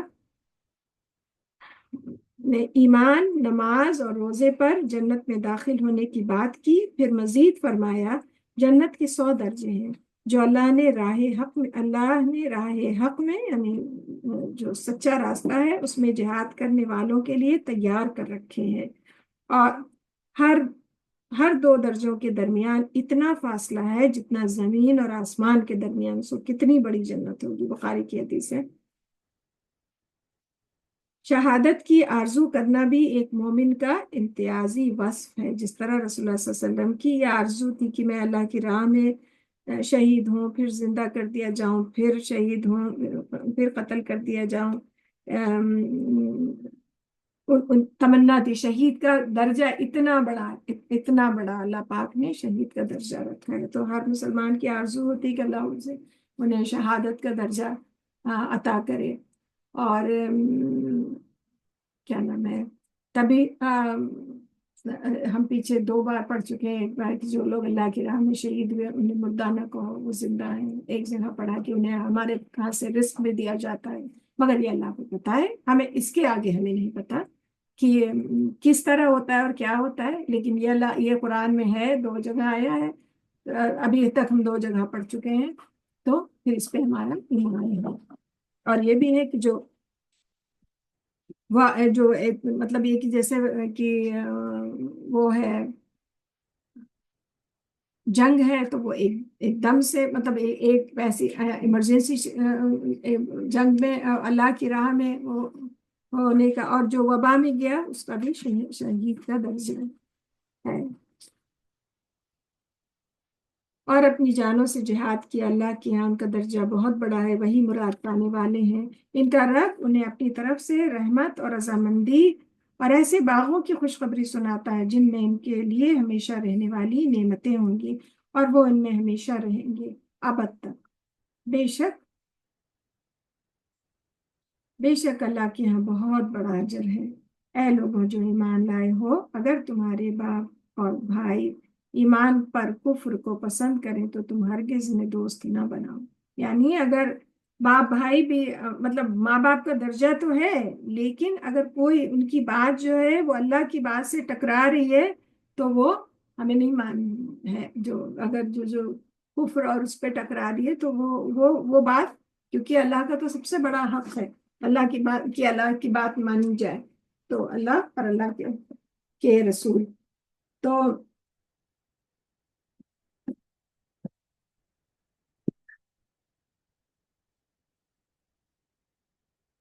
کیا اللہ سبحانہ تعالیٰ کیا کہہ رہے ہیں؟ اے لوگوں جو ایمان لائے ہو، اگر تمہارے باپ اور بھائی ایمان پر کفر کو پسند کریں تو تم ہرگز انہیں دوست نہ بناؤ، اور تم میں سے جو ان کو دوست بنائیں گے تو وہی لوگ ظالم ہیں. اے نبی پاک صلی اللہ علیہ وسلم کہہ دیں کہ اگر تمہارے باپ اور بیٹے اور بھائی اور بیویاں اور تمہارا کنبہ اور قبیلہ اور جو مال تم نے کمائے اور وہ تجارت جس کے مندہ پڑنے کا تمہیں ڈر ہے اور مکانات جنہیں تم پسند کرتے ہو، یہ سب تمہیں اللہ اور اس کے رسول اور اس کی راہ میں جہاد سے زیادہ عزیز ہے، تو انتظار کرو یہاں تک کہ اپنا حکم بھیج دیں. یعنی جو جتنی ورلڈلی گین ہے اور جتنی لوگوں کا کمزوریاں ہیں، اللہ تعالیٰ کرے اگر تمہیں یہ سب چیزیں اللہ کے راہ میں جہاد کرنے، اللہ اور اس کے رسول کی راہ میں جہاد کرنے سے زیادہ عزیز ہے، تو پھر انتظار کرو یہاں تک کہ اللہ اپنا حکم بھیج دے. تو اس سے کیا پتہ چلتا ہے کہ حق کا راستہ جو ہے وہ کوئی باپ بھائی بیٹے بیویاں کنبہ قبیلہ اس سب کے اوپر اللہ کا حکم ہے. اور جو مال کمایا ہے اور جو کاروبار مندہ پڑنے کا ڈر ہے، ہر چیز میں اگر سچ بات کہیں گے تو ہمارا یہ نقصان ہو جائے گا اللہ کے راستے سے. تو یہ ساری یہ سب پوری لسٹ اللہ تعالیٰ نے بھیجی، اور اس کے بعد کہا کہ اگر تمہاری کمزوری یہ سب ہے تو پھر انتظار کرو یہاں تک کہ اللہ اپنا وارننگ آ گئی. اللہ تعالیٰ نے وارننگ دے دی ہے. اور پھر اللہ تعالیٰ کرے اللہ نافرمان لوگوں کو ہدایت نہیں دیتا. تو فالو دا انسٹرکشن، اور نہیں تو پھر نافرمان لوگوں کو اللہ ہدایت نہیں دیتا. یقیناً اللہ نے بہت سے مواقع پر تمہاری مدد کی. اب اللہ تعالیٰ اپنے احسان بتا رہے ہیں. یقیناً اللہ نے بہت سارے موقعوں پر تمہاری مدد کی ہے. مسلمانوں پہ اللہ تعالیٰ اپنا احسان بتا رہے ہیں. پہلے کیٹیگری بتائی، پھر غصے کا اظہار کیا، وارننگ دی، اور اس کے بعد بیزاری کا اظہار کیا کہ اللہ نافرمانوں کو ہدایت نہیں دیتا. اور اس کے بعد پھر اللہ تعالیٰ پھر کہہ رہے ہیں مسلمانوں یاد کرو میں نے بہت سارے موقع پر تمہاری مدد کی ہے. اور حنین کے دن جب کہ تمہاری کثرت نے تمہیں خوش فہمی میں ڈال دیا تھا تو وہ تمہارے کچھ بھی کام نہ آئے، اور زمین فراخی کے باوجود تم پر تنگ ہو گئی، پھر تم پیٹ پھیر کر پلٹے. پھر اللہ نے جنگ حنین کی بات ہو رہی ہے، پھر اللہ نے اپنے رسول پر اور مومنوں پر اپنی تسکین نازل کی، اور اس نے ایسے لشکر بھیجے جو تم نے نہیں دیکھے، اور جن لوگوں نے کفر کیا انہیں عذاب دیا، اور کافروں کی یہی سزا تھی.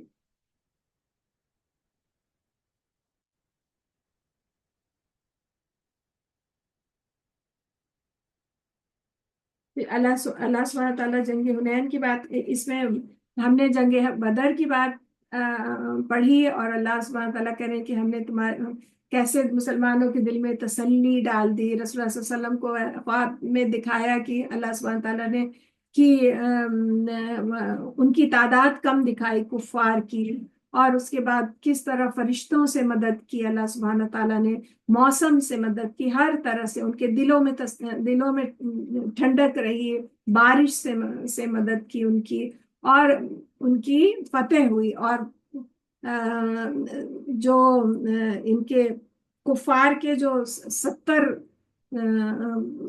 مارے گئے تھے وہ سارے وہ تھے ایلیٹ کلاس کے لوگ تھے، ان کے سب اپنے اپنے قبیلوں کے سردار تھے انکلوڈنگ ابو جہل. اور اس کے بعد اب اللہ تعالیٰ یہاں کہہ رہے ہیں، پھر بتایا کہ نبی پاک صلی اللہ علیہ وسلم یہ اللہ کا حق ہے، اس سے کہیے یہ اللہ کا حق ہے کہ اپنی ساری چیزوں کے اوپر اللہ اور اللہ کے رسول کے راستے میں جہاد کے ساتھ جہاد کریں. اور اس کے بعد پھر جنگ حنین میں، یہ فتح مکہ کے بعد ہوئی تھی، اس میں لارجسٹ آرمی تھی مسلمانوں کی. اوور 10,000 لارج، مطلب اس کے پہلے اتنی بڑی آرمی تھی نہیں لارج، کیونکہ ہم تو رسول اللہ صلی اللہ علیہ وسلم تو فتح مکہ ہوا تب چیزیں تو اس کی طرف آ رہی تھی، لارجسٹ آرمی. لیکن وہی ہے نا کہ جب اسباب ہوتے ہیں تو پھر ہلکا، ہم ان کو کہہ نہیں سکتے، وہ تو بڑے جیش صحابہ، لیکن انسان سب لوگ انسان تھے. تو اس وقت تھوڑا شاید انسان کے دل میں ذرا سا خیال ہے کہ کیا نام ہے، ہم تو بہت اب اس وقت طاقتور ہیں. اور اس طرح کے ہوا، لوگ تتر بتر ہو گئے. رسول اللہ صلی اللہ علیہ وسلم لوگوں کو پکار رہے تھے اور کہہ رہے تھے کہ لوگوں کیا میں تمہارا رسول نہیں ہوں، رقت تاری تھی، مطلب اتنی بڑی آرمی، اور اس طرح کے کریٹ ہو گیا. اور حضرت عباس جو ان کی آواز جو تھی وہ بہت اچھی اور اسٹرانگ وائس تھی. ان سے کہا انہوں نے کہ لوگوں کو پکار. بہرحال وہ لوگ پھر بعد میں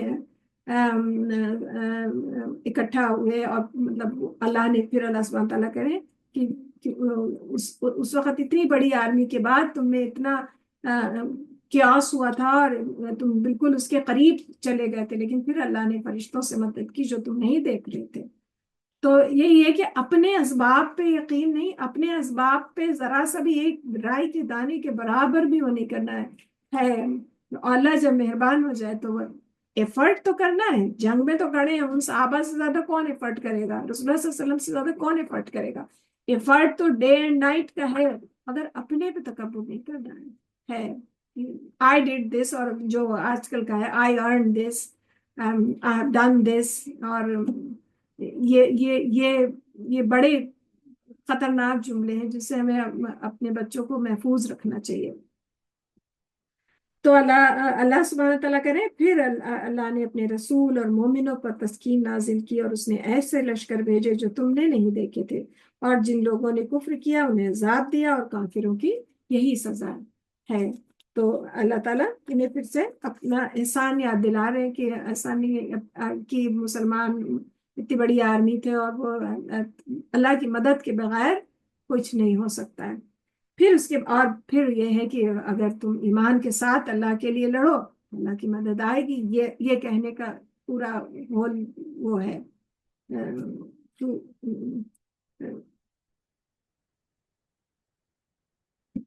پھر اس کے بعد اللہ جس پر چاہے گا تو توجہ فرمائے گا، اور اللہ بہت بخشنے والا اور نہایت رحم کرنے والا ہے.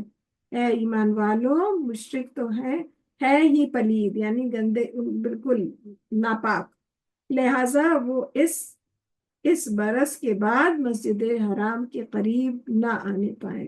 تو جیسے کہ وہ بت ناپاک ہے، اور جو شرک جو ہے، اور وہ ایمان والے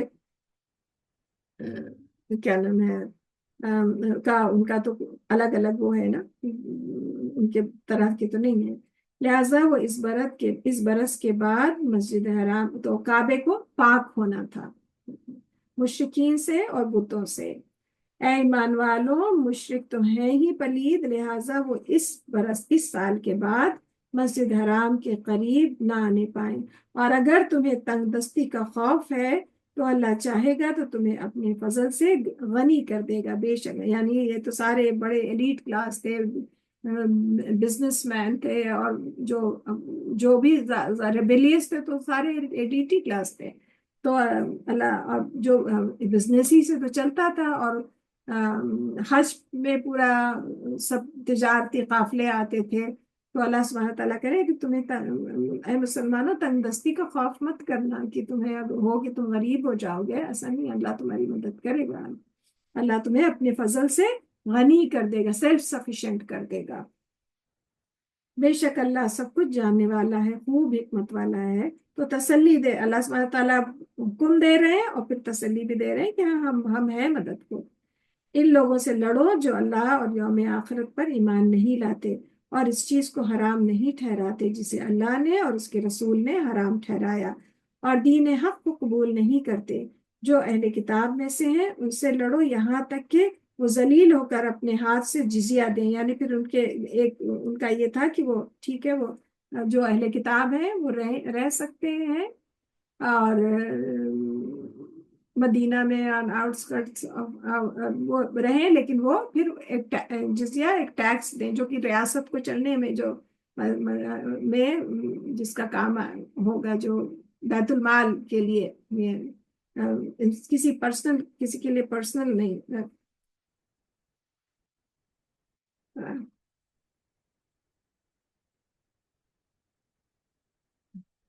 یہاں تک کہ وہ ذلیل ہو کر اپنے ہاتھ سے جزیہ دیں، یعنی کہ اب پھر مطلب ان میں کافی ساری ڈیٹیل ہے. بنی الناظر، بنی قریظہ، یہ سارے، پھر بہت ساری جنگیں ہوئی، قیدی ہوئے، مارے حکم بھی آیا، اور بھی ہم آگے بھی پڑھیں گے. اور پھر اس کے بعد یہ ہے کہ اب اس کے بعد جو اہل کتاب ہے، یہاں تک کہ وہ ذلیل ہو کر، مطلب ظاہر ان کی ایک دم سیلف اسٹیم بالکل نیچے ہے، اور وہ کہ ہاں بس انہیں یہ پرمیشن دے دی گئی ہے کہ جو اب بچے ہیں، ورنہ اس کے پہلے تو بنی الناظر اور ان لوگوں کو یہ تھا کہ امیجیٹ چھوڑنے کا وہ تھا کہ 24 مطلب فوراً چھوڑ دیں سارے اپنے محلات. تو اب یہ ہے کہ یہ جو اب بچے لوگ ہیں یہ بس رہ سکتے ہیں اور اپنا اور ٹیکس دیں گے. اور یہودیوں نے کہا عزیر اللہ کا بیٹا ہے، اور عیسائیوں نے کہا عیسیٰ اللہ کا بیٹا ہے، نعوذ باللہ. یہ ان کے منہ کی باتیں ہیں، یہ ان کافروں کی بات کی ریس کرتے ہیں جو ان سے پہلے گزرے. اللہ انہیں ہلاک کرے. یہ کہاں بہ کے پھرتے ہیں؟ انہوں نے اللہ کو چھوڑ کر اپنے علماء اور درویشوں کو اپنا رب بنا لیا ہے، اور مسیح ابن مریم کو بھی، حالانکہ انہیں یہی حکم دیا گیا تھا کہ وہ صرف ایک معبود اللہ کی عبادت کریں جس کے سوا کوئی معبود نہیں، اور وہ شرک سے پاک ہے جو وہ کرتے ہیں. تو اللہ تعالیٰ پھر ان لوگوں کا ذکر کر رہے ہیں کہ یہود نے عزیر علیہ السلام کو پیغمبر تھے، عیسیٰ علیہ السلام پیغمبر تھے، لیکن اتنا حد سے گزر گئے کہ ان کو اللہ کا درجہ نعوذ باللہ دینے لگے. اور تو اللہ تعالیٰ کہہ رہے ہیں، اور جو اپنے علماء ہیں، جو بھی ان کے سو کالڈ ہوں گے، ان کو اتنے پاورز ہو گئے کہ وہ غلط کو صحیح، صحیح کو غلط، خلط ملط کر دیں، اور ان کو ہی اللہ نعوذ باللہ ایسا درجہ دینے لگے جیسے اللہ کا حق ہے. تو یہ ہمیں بات کیوں بتائی جا رہی ہے کہ ہمیں ایسا نہیں کرنا ہے. وہ چاہتے ہیں کہ اللہ کے نور کو اپنے منہ سے بجھا دیں، یعنی اتنے دشمن ہیں، اور اللہ اپنے نور کو پورا کر کے رہتا ہے، خواہ کافروں کو برا ہی لگے. وہی اللہ ہے جس نے اپنے رسول کو ہدایت اور دین حق کے ساتھ بھیجا تاکہ اسے سب دین پر غالب کرے، خواہ مشرکین کو برا ہی کیوں نہ لگے، چاہے برا مانے، لیکن مانے تو مانتے رہے. اے ایمان والوں، بے شک اکثر علماء اور درویش لوگوں کا مال ناحق ہی اے ایمان والوں، I repeat، اے ایمان والوں، بے شک اکثر علماء اور درویش، یعنی میجورٹی اور درویش لوگوں کا مال ناحق ہی کھاتے ہیں. یعنی کہ یہ انسانی کمزوری ہے کہ اپنے دکان لگا دی اور اپنے کو بہت عالم پریزنٹ کر رہے ہیں اور بہت بزرگ پریزنٹ کر رہے ہیں. یہ میجورٹی، اللہ تعالیٰ یہ بتا رہے کہ میجورٹی آف لوگوں کا مال ناحق ہی کھاتے ہیں، اور وہ لوگوں کو اللہ کے راستے سے روکتے ہیں. یعنی وہ اصل دین تو نہیں ہے، جو اصل دین ہے اسے روک رہے ہیں اور اپنی دکان چمکا رہے ہیں. اور جو لوگ سونا اور چاندی جمع کرتے ہیں اسے اللہ کی راہ میں خرچ نہیں کرتے، تو آپ انہیں دردناک عذاب کی خبر سنا دیں. جس دن وہ مال دوزخ کی آگ میں تپایا جائے گا، پھر اس سے ان کے ماتھوں اور ان کے پہلوؤں اور ان کی پیٹھوں کو دبایا جائے گا، اور کہا جائے گا کہ یہ وہ مال ہے جو تم نے اپنے لیے جمع کیا تھا، لہذا آپ اس کا مزہ چکھو جو تم جمع کرتے رہے تھے. بے شک اللہ کے نزدیک مہینوں کی گنتی 12 مہینے ہی ہیں. اللہ کی کتاب میں جس دن اس نے آسمان اور زمین کو پیدا کیا، ان میں سے 4 مہینے حرمت والے ہیں. یہی سیدھا دین ہے. تو حرمت والے مہینے پہلے بھی تھے اور اسلام کے بعد بھی. چنانچہ تم ان مہینوں میں اپنے آپ پہ ظلم نہ کرو اور تمام مشرکین سے لڑو جیسے کہ وہ تم سب سے لڑتے ہیں، اور جان لو کہ بے شک اللہ متقیوں کے ساتھ ہے، یعنی اللہ پرہیزگاروں کے ساتھ ہے.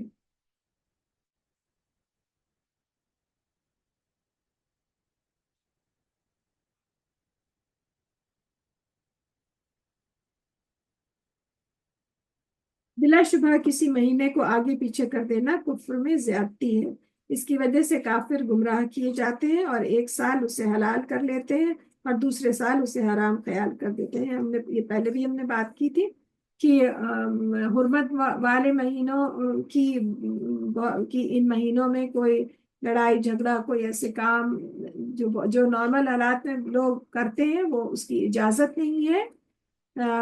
اور لیکن مشرکین جو تھے، مشرکین مکہ، یہ اپنی اس سال ان مہینوں وہ موو کر دیتے تھے کہ ہاں 4 مہینے تو ہیں، کوئی بھی 4 بنا لیں اپنے حساب سے۔ تو اللہ سبحانہ تعالیٰ کریں کہ یہ ان کی کفر کی زیادتی ہے۔ اللہ نے جب زمین آسمان بنایا اور 12 مہینے بنائے اور اس میں 4 حرمت والے مہینے، اور جن مہینوں کو بنایا بس اسی کو فالو کرنا ہے۔ تو اپنی مرضی سے کہ اس سال ہم اس کو بنا لیں گے اپنی کنوینئنس کے حساب سے، کہ اس سال ہم یہ کر رہے ہیں تو ہم اس کو کر لیں گے، تو تم موو نہیں کر سکتے ہو۔ اور کہ ایک سال اس کو حرام خیال کر دو، دوسرے سال حلال کر لو، اور بس گنتی پوری کر لو۔ جو اللہ نے حرام ٹھہرائے پھر وہ حلال ٹھہرا لیں جسے اللہ نے حرام ٹھہرایا۔ ان کے برے اعمال انہیں بھلے دکھائی دیتے ہیں اور اللہ کافروں کو ہدایت نہیں دیتا۔ اے ایمان والو، تمہیں کیا ہو گیا ہے؟ جب تم سے کہا جاتا ہے کہ اللہ کی راہ میں نکلو تو تم زمین پر ڈھیر ہو جاتے ہو۔ کیا تم آخرت کو چھوڑ کر دنیا کی زندگی پر ریجھ گئے ہو؟ بہت اللہ تعالیٰ حیرت اور ناراضگی دونوں کی، ہر چیز تو مطلب ایوری تھنگ بلانگس ٹو اللہ، تو کیا ہو گیا ہے کہ جب اللہ کی راہ میں نکلنے کو کہا جا رہا ہے تو ہمت پست پڑ جا رہی ہے۔ چنانچہ دنیا کی زندگی کا فائدہ تو آخرت کے مقابلے میں بہت حقیر ہے۔ اگر تم نہیں نکلو گے تو اللہ تمہیں دردناک عذاب دے گا اور تمہاری جگہ کسی اور قوم کو لے آئے گا، اور تم اس کا کچھ بھی نہ بگاڑ سکو گے، یعنی کہ پھر وہ مسلمان جو ہے وہ نیچے سے نیچے ہوتے، کچھ کر ہی نہیں سکو گے۔ اور اللہ ہر چیز پر خوب قادر ہے۔ اگر تم اس نبی کی مدد نہیں کرو گے تو تحقیق اللہ نے اس کی مدد کی، اس وقت اس کی مدد کی جب کافروں نے اس کو مکہ سے، جب ان کو نبی پاک صلی اللہ علیہ وسلم کو مکہ سے نکال دیا تھا۔ وہ دو میں دوسرا تھا، جبکہ وہ دونوں غار سور میں تھے، جب وہ نبی صلی اللہ علیہ وسلم اپنے ساتھی حضرت ابو بکر سے جو صحابہ میں حضرت ابو بکر کا ذکر یہاں آتا ہے، یہ ان کا وہ ہے، اعزاز ہے۔ اور وہ نبی صلی اللہ علیہ وسلم اپنے ساتھی ابو بکر سے کہہ رہا تھا کہ غم نہ کر، یقیناً اللہ ہمارے ساتھ ہے۔ پھر اللہ نے اس پر اپنی سکینت نازل کی اور ایسے لشکروں سے ان کی مدد کی جنہیں تم نے نہیں دیکھا، اور اس نے کافروں کی بات کو پست کر دیا، اور بات تو اللہ ہی کی بلند ہے، اور اللہ بہت زبردست ہے، خوب حکمت والا ہے۔ تم ہلکے بھی نکلو اور بوجھل بھی، اور اپنے مال اور اپنی جان سے اللہ کی راہ میں جہاد کرو، یہ تمہارے لیے بہتر ہے اگر تم علم رکھتے ہو۔ تو اللہ سبحانہ تعالیٰ کیا کہہ رہے ہیں کہ وہ جب نبی پاک صلی اللہ علیہ وسلم کہ ہم اپنے نبی کی تو مدد ہم تو کر ہی لیں گے، ہم نے تو اس وقت بھی ان کی مدد کی تھی جب کافروں نے مکہ سے جب انہیں تکلیفیں دی اور وہ پھر انہیں مکہ چھوڑنا پڑا، تو جبکہ مکہ شہر سے بہت محبت تھی، رسول اللہ صلی اللہ علیہ وسلم کو حرم سے بہت محبت تھی، تو انہیں چھوڑنا پڑا۔ تو پھر وہ مطلب ڈیٹیل میں بتا رہے کہ جب وہ 2 تھے تو وہ اپنے ساتھی سے کہہ رہے تھے کہ غم نہ کرو، یقیناً اللہ ہمارے ساتھ ہے۔ اور پھر اللہ تعالیٰ کہہ رہے کہ ہم نے ان کے دل میں ایک سکینت، ٹرانکولیٹی ہم نے پیدا کر دی تھی، اور ایسے لشکروں سے مدد کی جنہیں تم نے نہیں دیکھا۔ تو یعنی کہ فرشتوں سے مدد کی ہوگی، اللہ سبحانہ تعالیٰ نے ایسے لشکروں سے ان کی مدد کی جنہیں تم نے نہیں دیکھا۔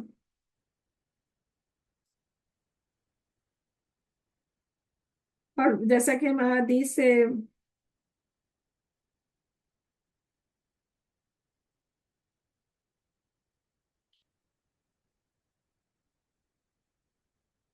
حالانکہ حدیث لے لیتے ہیں، مفہوم حدیث ہے، حالانکہ اللہ کی راہ میں جہاد کرنا بڑا فضیلت والا عمل ہے، حتیٰ کہ شہید دنیا میں دوبارہ آنے کی آرزو کرے گا تاکہ اللہ پھر سے شہادت کے درجے سے تاکہ پھر سے شہادت کے درجے سے مشرف ہو۔ رسول اللہ صلی اللہ علیہ وسلم نے فرمایا مفہوم حدیث ہے، کوئی شخص ایسا نہیں جسے مرنے کے بعد اللہ کے یہاں اچھا اجر و ثواب ملے اور پھر بھی وہ دنیا میں واپس آنا پسند کرے، اگرچہ اس کو ساری دنیا اور جو کچھ اس میں ہے سب کچھ دے دیا جائے سوائے شہید کے۔ وہ شہادت کی فضیلت دیکھ کر چاہے گا کہ دنیا میں واپس آئے اور دوبارہ اللہ کی راہ میں مارا جائے، یعنی اتنا بڑا درجہ بخاری کی حدیث ہے، اتنا اتنی نعمتوں سے نوازا جائے گا اور اتنا بڑا درجہ ہوگا شہید کا۔ اور مال غنیمت قریب الحصول اور سفر ہلکا ہوتا تو وہ منافق آپ کے ساتھ ضرور چلتے، یعنی کہ اگر وہ مال غنیمت کی لالچ منافق کے دلوں میں تو لالچی ہوتے ہیں، یعنی سفر بھی آسان ہوتا، کچھ ایسے پکنک نما، اور مال غنیمت کی بھی لالچ ہوتی کہ شیورٹی ہوتی، تو وہ منافق ہپوکریٹس آپ کے ساتھ ضرور چلتے ہیں، رسول اللہ صلی اللہ علیہ وسلم سے اللہ سبحانہ تعالیٰ کہہ رہے ہیں، لیکن انہیں مسافت دور نظر آئی اور اب وہ اللہ کی قسمیں کھائیں گے کہ اگر ہم طاقت رکھتے تو تمہارے ساتھ ضرور نکلتے، اور وہ خود کو ہلاک کر رہے ہیں، اور اللہ جانتا ہے کہ بے شک وہ سراسر جھوٹے ہیں۔ یعنی جب جنگ سے واپسی پر وہ آ کے تعویلیں پیش کر رہے ہیں اور کہہ رہے ہیں کہ خدا کی قسم اگر ہم کمزوری تھی، ہمیں طاقت ہوتی تو ہم ضرور آپ کے ساتھ چلتے، اور اللہ تعالیٰ کرے وہ سراسر جھوٹ بول رہے ہیں اور خود کو ہلاکت میں ڈال رہے ہیں۔ ایون اگر نہیں بھی گئے تھے تو سچ بولتے تو شاید اللہ انہیں معاف کر دیتا۔ اللہ سبحانہ تعالیٰ کرے سراسر جھوٹے ہیں۔ ہاں اگر ان کے یہ وہی کر کے رسول اللہ صلی اللہ علیہ وسلم کو بتا رہے ہیں کہ آپ ان کی باتوں میں کیونکہ تو مکار تھے، مت آئیے گا۔ اگر مال غنیمت کی لالچ پتا ہوتا کہ مال غنیمت کو ملے گا اور سفر بھی ان کے لیے اچھا ہوتا، ہلکا پھلکا انجوائبل ہوتا، تو یہ ضرور آپ کے ساتھ جاتے، انہیں کوئی کمزوری نہیں تھی۔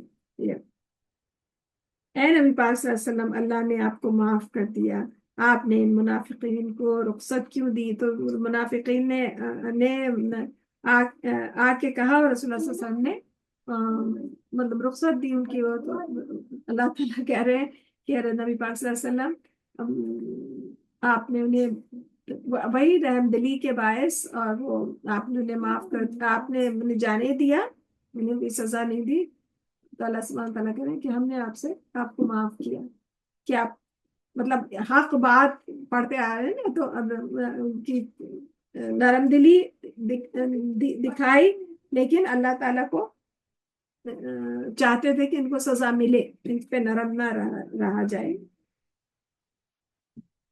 یہ تو سراسر جھوٹے ہیں۔ اللہ نے آپ کو معاف کیا، آپ نے منافق ان کو رخصت کیوں دی؟ آپ رخصت نہ دیتے یہاں تک کہ وہ آپ پہ ظاہر ہو جاتے، سچے لوگ اور آپ جھوٹوں کو جان لیتے، یعنی چھٹی ہو جاتی، سچے الگ اور جھوٹے الگ۔ یہ جھوٹے جو ہیں مکاری کے آڑ میں آنسو بہا کے اور اسی میں بار بار آ رہے۔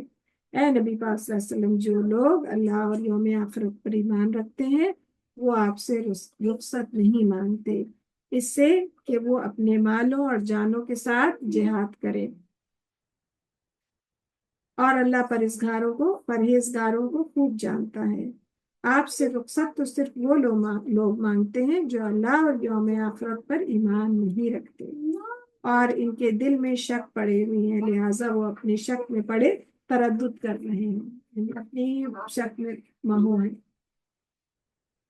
اور اگر وہ نکلنے کا ارادہ کرتے تو اس کے لیے کچھ سامان ضرور تیار کرتے ہیں۔ اللہ سبحانہ تعالیٰ کرے کہ اگر ان کے دل میں ذرا سا بھی ارادہ ہوتا تو کوئی پریپریشن تو ہوتی نا، کہ عین وقت پہ بیمار پڑ گئے یا کمزور ہو گئے تو کچھ تو ان کی پریپریشن دکھائی دیتی، لیکن اللہ کو ان کا اٹھنا پسند نہ تھا، اس لیے انہیں سست کر دیا، یعنی ایسے لوگوں کے کا اللہ سبحانہ تعالیٰ کرے کہ ہمیں چاہیے ہی نہیں تھی کہ یہ جہاد کے لیے نکلے، اسی لیے ہم نے انہیں سست کر دیا، اور ان سے کہہ دیا گیا کہ بیٹھے رہنے والوں کے ساتھ بیٹھے رہو۔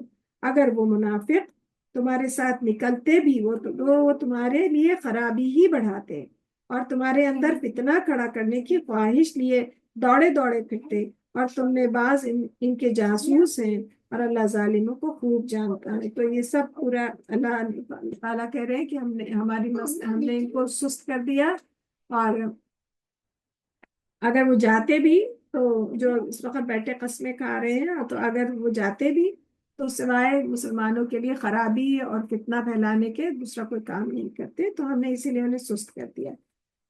اور ان میں تو پھر یہ بتا بھی رہے ہیں اللہ تعالیٰ وحی کے ذریعے کہ ان میں تو جاسوس بھی ہیں جو آپ کی جاسوسی کرتے ہیں۔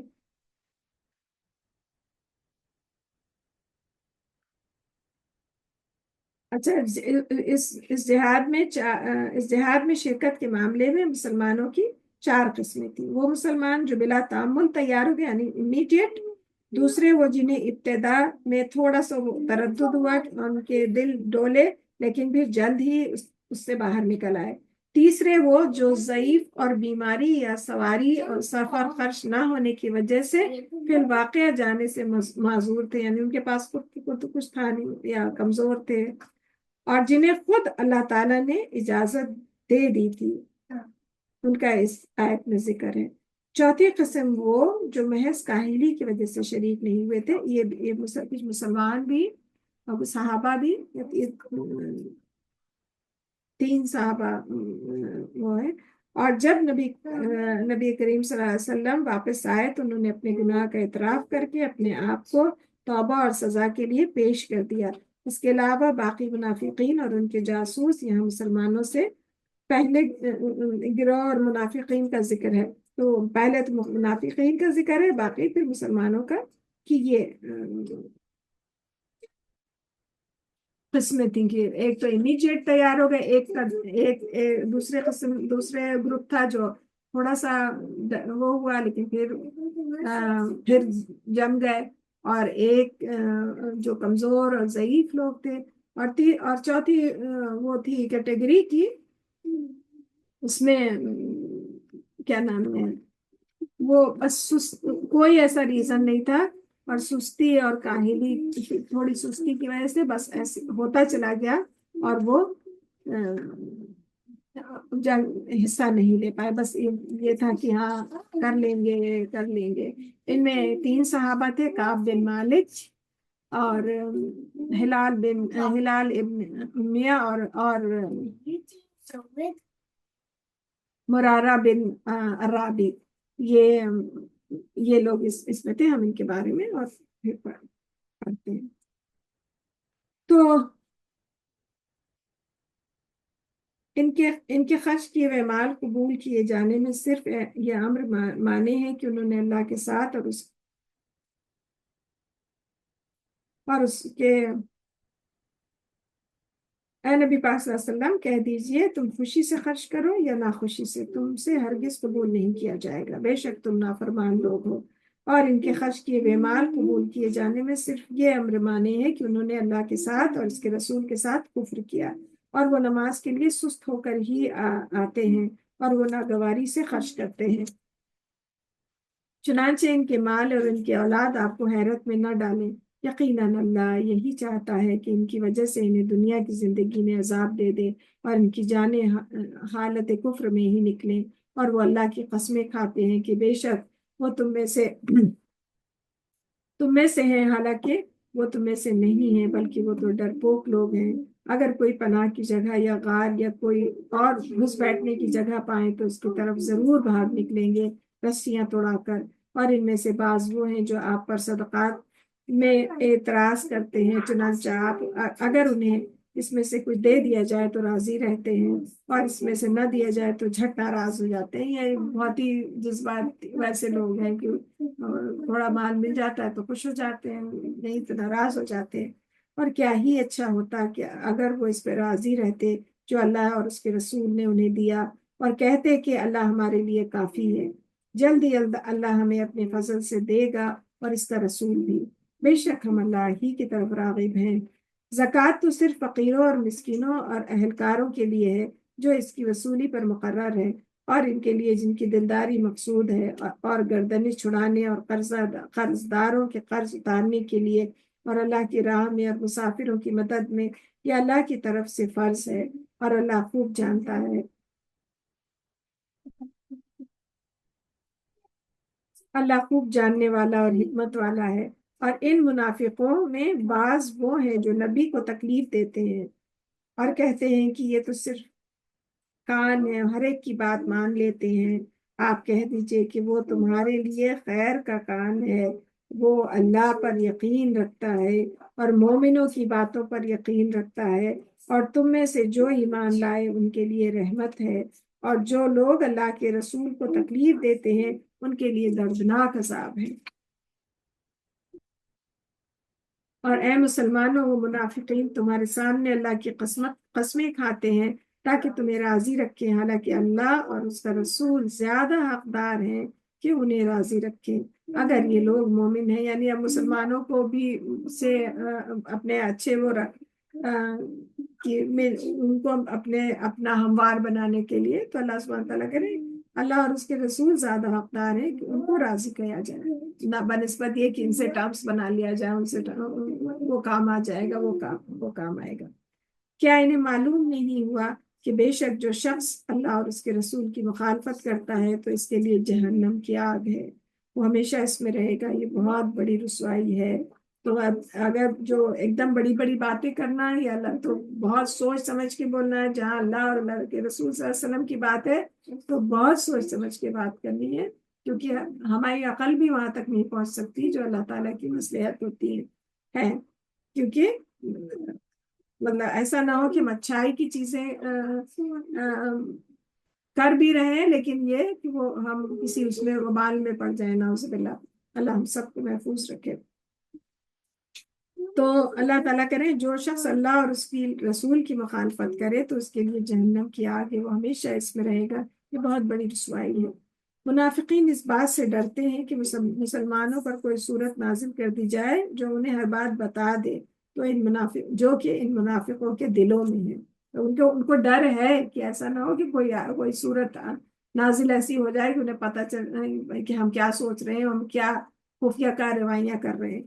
کہہ دیجئے تم مذاق کرتے ہو، بے شک اللہ وہ باتیں ظاہر کرنے والا ہے جسے تم ڈرتے ہو۔ تو اللہ تعالیٰ نے وارننگ دے دی ہے، اور اگر کہ بس ہونے ہی والا ہے، پتہ چلنے ہی والا ہے، اور اگر آپ ان سے پوچھیں تو ضرور کہیں گے کہ ہم تو صرف شغل کے طور پر باتیں اور دل لگی کرتے ہیں۔ کہہ دیجئے کیا تم اللہ اور اس کی آیتوں اور اس کے رسول کے ساتھ مذاق کرتے تھے؟ اب بہانے مت بناؤ، یقیناً تم نے اپنے ایمان کے بعد کفر کیا۔ اگر ہم تم میں سے کسی ایک گروہ کو معاف بھی کر دیں تو دوسرے گروہ کو اس کی وجہ سے عذاب دیں گے کہ وہ مجرم تھے۔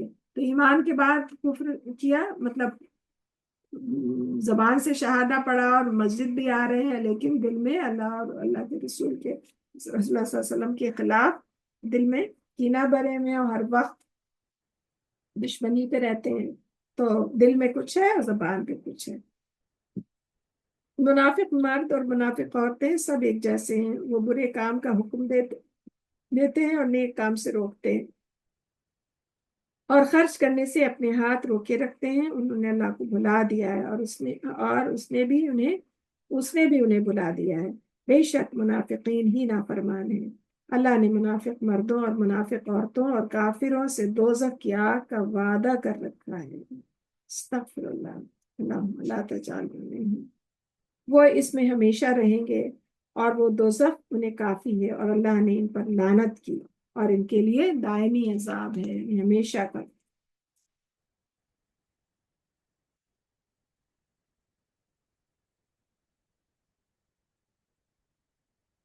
منافقین کا کیا ٹریٹ تھا کہ جب وہ بات کرتے ہیں پھر فوراً مکر جاتے ہیں، جھوٹ بولتے ہیں، وعدہ کرتے ہیں تو وعدہ خلافی کرتے ہیں، ان پہ بھروسہ کیا جائے تو دھوکہ دیتے ہیں۔ یہ منافقین کا ٹریٹس ہیں۔ منافق ہو تم ان لوگوں کی طرح ہو جو تم سے پہلے تھے، وہ قوت میں تم سے کہیں زبردست تھے اور مال اور اولاد میں کہیں زیادہ تھے، چنانچہ وہ دنیا میں اپنا حصہ برت چکے، بس تم نے بھی اپنا حصہ برت لیا جس طرح ان لوگوں نے اپنا حصہ برت لیا جو تم سے پہلے تھے، اور تم فضول باتوں میں الجھے رہے جس طرح وہ فضول باتوں میں الجھے رہے۔ یہی لوگ ہیں جن کے اعمال دنیا اور آخرت میں برباد ہو گئے، اور یہی لوگ خسارہ پانے والے ہیں۔ کیا ان تک ان لوگوں کی خبر نہیں پہنچی جو ان سے پہلے تھے، یعنی قوم نوح اور عاد اور سمود اور قوم ابراہیم اور مدین والے اور وہ بستیاں جنہیں الٹ دیا گیا، ان کے پاس ان کے رسول کھلی نشانیاں لے کر آئے، پھر اللہ نے ایسا نہیں کہ ان پر ظلم پھر اللہ ایسا نہیں کہ وہ ان پر ظلم کرتا، لیکن وہ خود ہی اپنی جانوں پر ظلم کرتے تھے۔ تو یہ ہم نے کل پڑھا تھا پورے ڈیٹیل میں ساری قوموں کے بارے میں، تو اب کوئک وہ چل رہا ہے۔ پہلے ان کے ڈیٹیل میں کہ انہوں نے کس طرح کی سرکشی کی اور کس طرح عذاب آیا، اب کوئک ریکیپ کر رہے ہیں، چل رہا ہے۔ لیکن وہ خود ہی اپنی جانوں پر ظلم کرتے تھے۔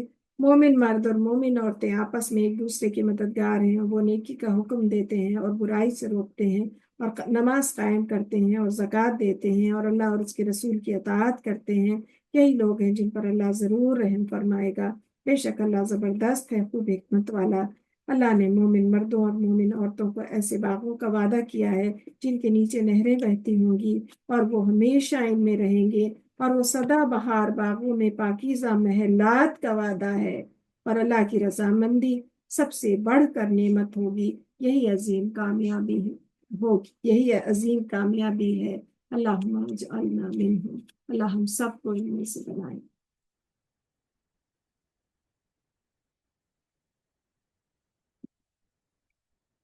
اے نبی پاک صلی اللہ علیہ وسلم، کافروں اور منافقوں سے جہاد کیجیے اور ان پر سختی کیجیے، اور ان کا اصل ٹھکانہ دوزخ ہے اور وہ بدترین مقام ہے۔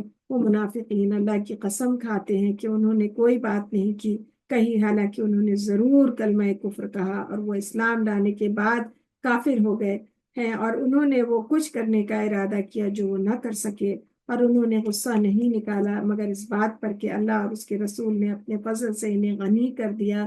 پھر اگر وہ توبہ کر لیں تو ان کے لیے بہتر ہوگا، اور اگر وہ منہ موڑ لیں تو اللہ انہیں دنیا اور آخرت میں دردناک عذاب دے گا، اور اس کا زمین میں کوئی حمایتی اور کوئی مددگار نہ ہوگا۔ ہر پورے اللہ تعالیٰ ناراضگی اور اس کے بعد سزا کی وعید، اور پھر بھی اللہ تعالیٰ کہہ رہے ہیں توبہ کرنا تو اللہ معاف کر دے گا۔ توبہ کا دروازہ تو بالکل جو موت کے فرشتے دیکھنے سے پہلے تک کھلا ہوا ہے۔ ہاں، جب ایک دم جس کا یقینی وقت آ گیا ہو، اس وقت اللہ تعالیٰ نے جب اس کو پتہ ہی ہو گیا تب معافی کا دروازہ بند، اس کے پہلے بند کر دیا۔ اور ان میں سے بعض وہ ہیں جنہوں نے اللہ سے عہد کیا تھا کہ اگر اللہ نے اپنے فضل سے ہمیں عطا کیا تو ہم ضرور صدقہ خیرات کریں گے، اور ہم ضرور صالحین میں سے ہو جائیں گے۔ پھر جب اللہ نے اپنے فضل سے انہیں عطا کیا تو وہ کنجوسی پر اتر آئے، اور انہوں نے حق سے منہ موڑ لیا، اور وہ اپنے عہد سے منحرف ہو گئے۔ یعنی پہلے تو بہت اللہ سے وعدہ کہ ہم بہت صدقہ خیرات کریں گے، بہت خرچ کریں گے نیکی کے کاموں پہ، اور صالحین میں نیک لوگوں میں ہو جائیں گے۔ تو اس سے کیا پتہ چلتا ہے کہ صدقہ خیرات کرنے سے صالحین نیکی کے کام ہیں۔ لیکن جب اللہ نے انہیں اپنے فضل سے عطا کیا تو پھر وہ اپنے عہد سے انحراف کر گئے۔ پھر اللہ نے انہیں ان کے دلوں میں نفاق ڈال کر سزا دی، اس دن تک کے لیے جب وہ اللہ کے حضور میں حاضر ہوں گے۔ اس لیے انہوں نے اللہ سے جو وعدہ کیا تھا اس کی خلاف ورزی کی، اور اس لیے کہ وہ جھوٹ بولتے تھے۔ کیا یہ لوگ نہیں جانتے کہ بے شک اللہ ان کے بھیدوں اور ان کی سرگوشیوں کو جانتا ہے، اور بے شک اللہ غیب کی باتوں کو خوب جانتا ہے۔ جو لوگ تعان کرتے ہیں کھلے دل سے خیرات کرنے والے مومنوں پر ان کے صدقات کی بابت، اور ان پر بھی جو اپنی تھوڑی سی محنت مزدوری کے سوا کچھ نہیں رکھتے تو وہ بھی ان میں سے خرچ کرتے ہیں، تو وہ ان کا مذاق اڑاتے ہیں، اللہ بھی ان کا مذاق اڑائے گا، اور ان کے لیے دردناک عذاب ہے۔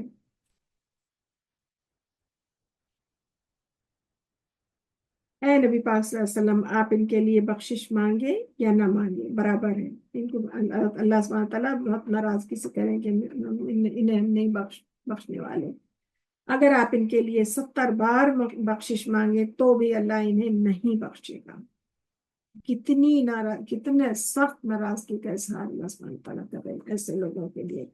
یہ اس لیے کہ انہوں نے اللہ اور اس کے رسول کے ساتھ کفر کیا، اور اللہ نافرمان لوگوں کو ہدایت نہیں دیتا۔ جو لوگ پیچھے چھوڑ دیے گئے تھے وہ رسول اللہ کے پیچھے اپنے بیٹھ رہنے پر خوش ہوئے، اور وہ رسول اللہ کے پیچھے اپنے بیٹھ رہنے پر خوش ہوئے، اور انہیں برا لگا کہ اپنے مالوں اور اپنی جانوں سے اللہ کی راہ میں جہاد کریں، اور انہوں نے اوروں سے کہا سخت گرمی میں کچھ نہ کرو۔ اے نبی پاک صلی اللہ علیہ وسلم کہہ دیجئے جہنم کی آگ اس سے کہیں زیادہ گرم ہے۔ کاش کوئی بات سمجھتے۔ چنانچہ انہیں چاہیے کہ وہ تھوڑا ہنسیں اور زیادہ روئیں ان اعمال کی جزا کے بدلے میں جو وہ کماتے ہیں۔ اے نبی پاک صلی اللہ علیہ وسلم، پھر اگر اللہ آپ کو واپس لے آئے ان منافقین کے کسی گروہ کی طرف، پھر وہ آپ سے جہاد پر نکلنے کی اجازت مانگے تو کہہ دیجئے اب تم اب میرے ساتھ کبھی بھی جہاد پر نہیں نکلو گے اور نہ کبھی میرے ساتھ مل کر دشمن سے لڑو گے۔ تم پہلی بار پیچھے بیٹھ رہنے پر راضی ہو گئے تو اب بھی پیچھے رہنے والوں کے ساتھ بیٹھے رہو۔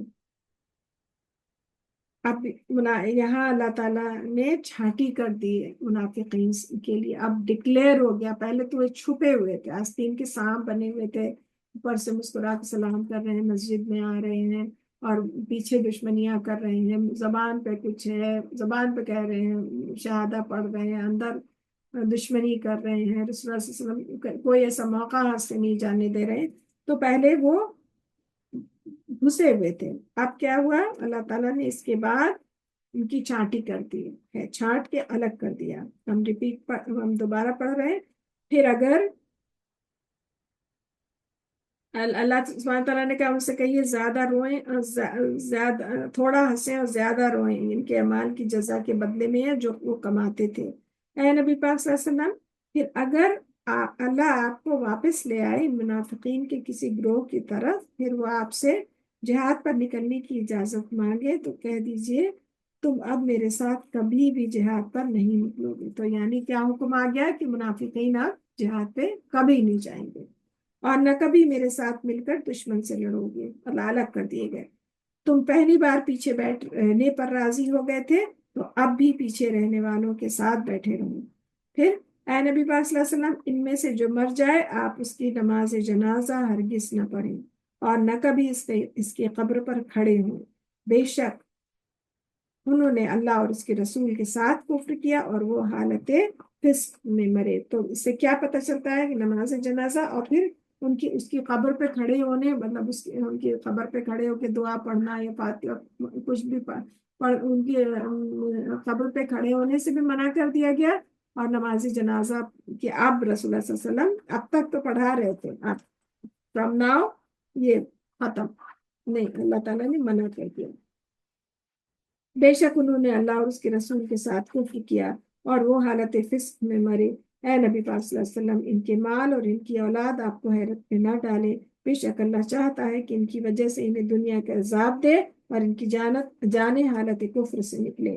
اور جب کوئی صورت نازل کی جاتی ہے تو اللہ پر ایمان لاؤ اور اس کے رسول کے ساتھ مل کر جہاد کرو، اور تو ان کے دولت مند آپ سے رخصت مانگتے ہیں اور کہتے ہیں ہمیں چھوڑ دیجیے، ہم گھروں میں بیٹھے رہنے والوں کے ساتھ ہیں۔ تو جب جہاد کا حکم آتا ہے تو جو ذی حیثیت لوگ ہیں تو وہ اپنا آرام چھوڑنا نہیں چاہتے، وہ معذرت کرنے لگتے ہیں۔ وہ اس بات پر راضی ہو گئے ہیں کہ پیچھے رہنے والی عورتوں کے ساتھ رہیں اور ان کے دلوں پر مہر لگا دی گئی ہے، لہٰذا وہ نہیں سمجھتے۔ لیکن رسول اللہ صلی اللہ علیہ وسلم جو لوگ ان کے ساتھ ایمان لائے، انہوں نے اپنے مالوں اور اپنی جانوں کے ساتھ جہاد کیا، اور انہی لوگوں کے لیے بھلائیاں ہیں اور یہی لوگ فلاح پانے والے ہیں۔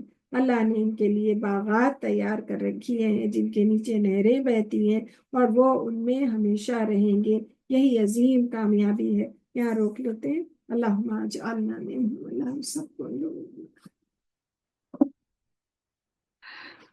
ایسی جنتوں کا وارث بنائے۔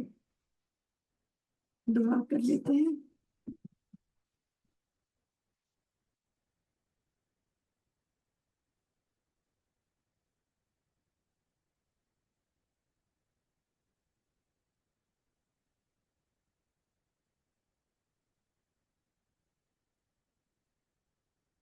اللهم انس وحشتي في قبري، اللهم ارحمني بالقرآن العظيم واجعله لي إماما ونورا وهدى ورحمة، اللهم ذكرني منه ما نسيت وعلمني منه ما جهلت وارزقني تلاوته أنا الليل وأنا النهار واجعله لي حجة یا رب العالمین۔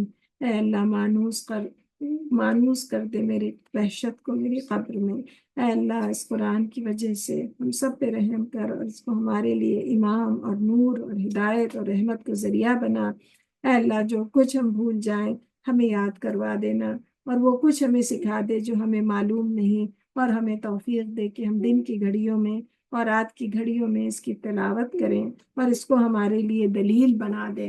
ربنا آتنا فی الدنیا حسنۃ وفی الآخرۃ حسنۃ وقنا عذاب النار۔ سبحان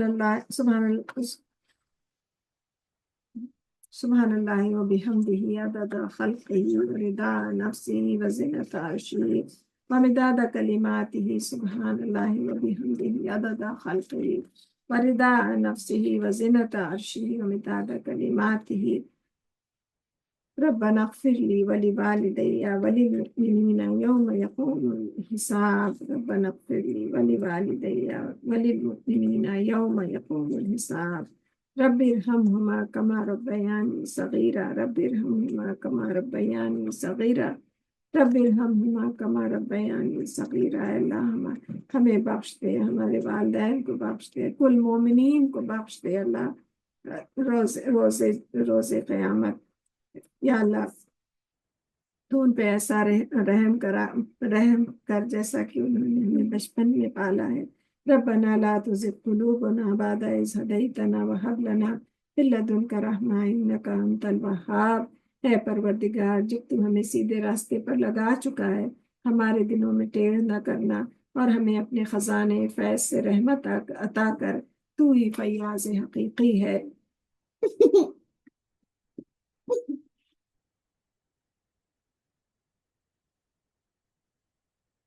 ربنا اغفر لنا ذنوبنا وإسرافنا في أمرنا وثبت أقدامنا وانصرنا على القوم الكافرين۔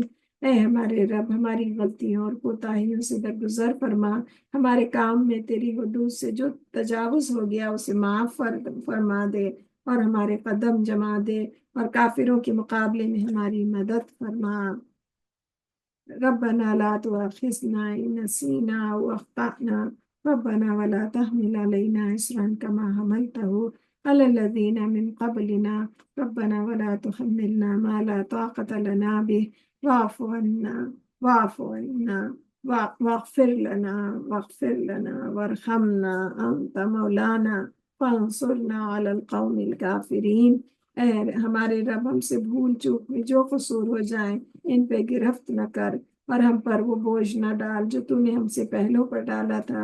اے پروردگار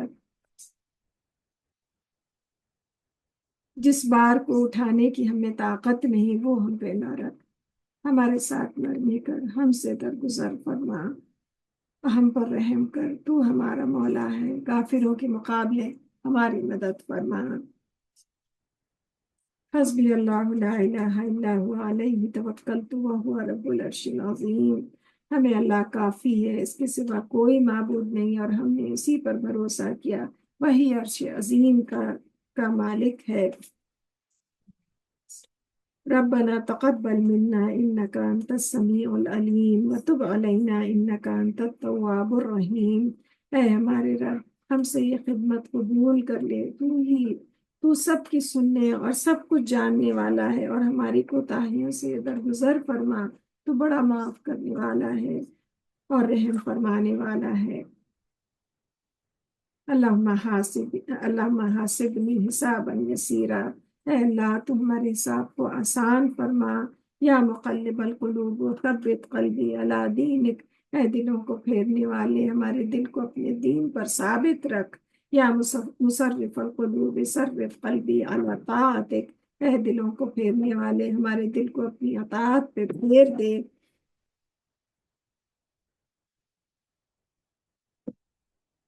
اللہم الہمنی رشدی واعذنی من شر نفسی۔ اے اللہ ہمارے دل میں ہماری ہدایت ڈال دے اور ہمیں نفس کی برائی سے بچا۔ اللہم انک عفو کریم تحب العفو فاعف عنا۔ اللہم انک عفو کریم تحب العفو فاعف عنا۔ اللہم انکا عفو کریم تحب العفو فاعف عنا۔ اے عزت والے رب، تو معاف کرنے والا ہے، معاف کرنے کو پسند کرتا ہے، تو میرے گناہ معاف فرما۔ اللہم انی اسألک الہدی والتقی والعفاف والغنی۔ اے اللہ، بے شک میں تجھ سے ہدایت، پرہیزگاری، عفت اور لوگوں سے بے پرواہی مانگتی ہوں۔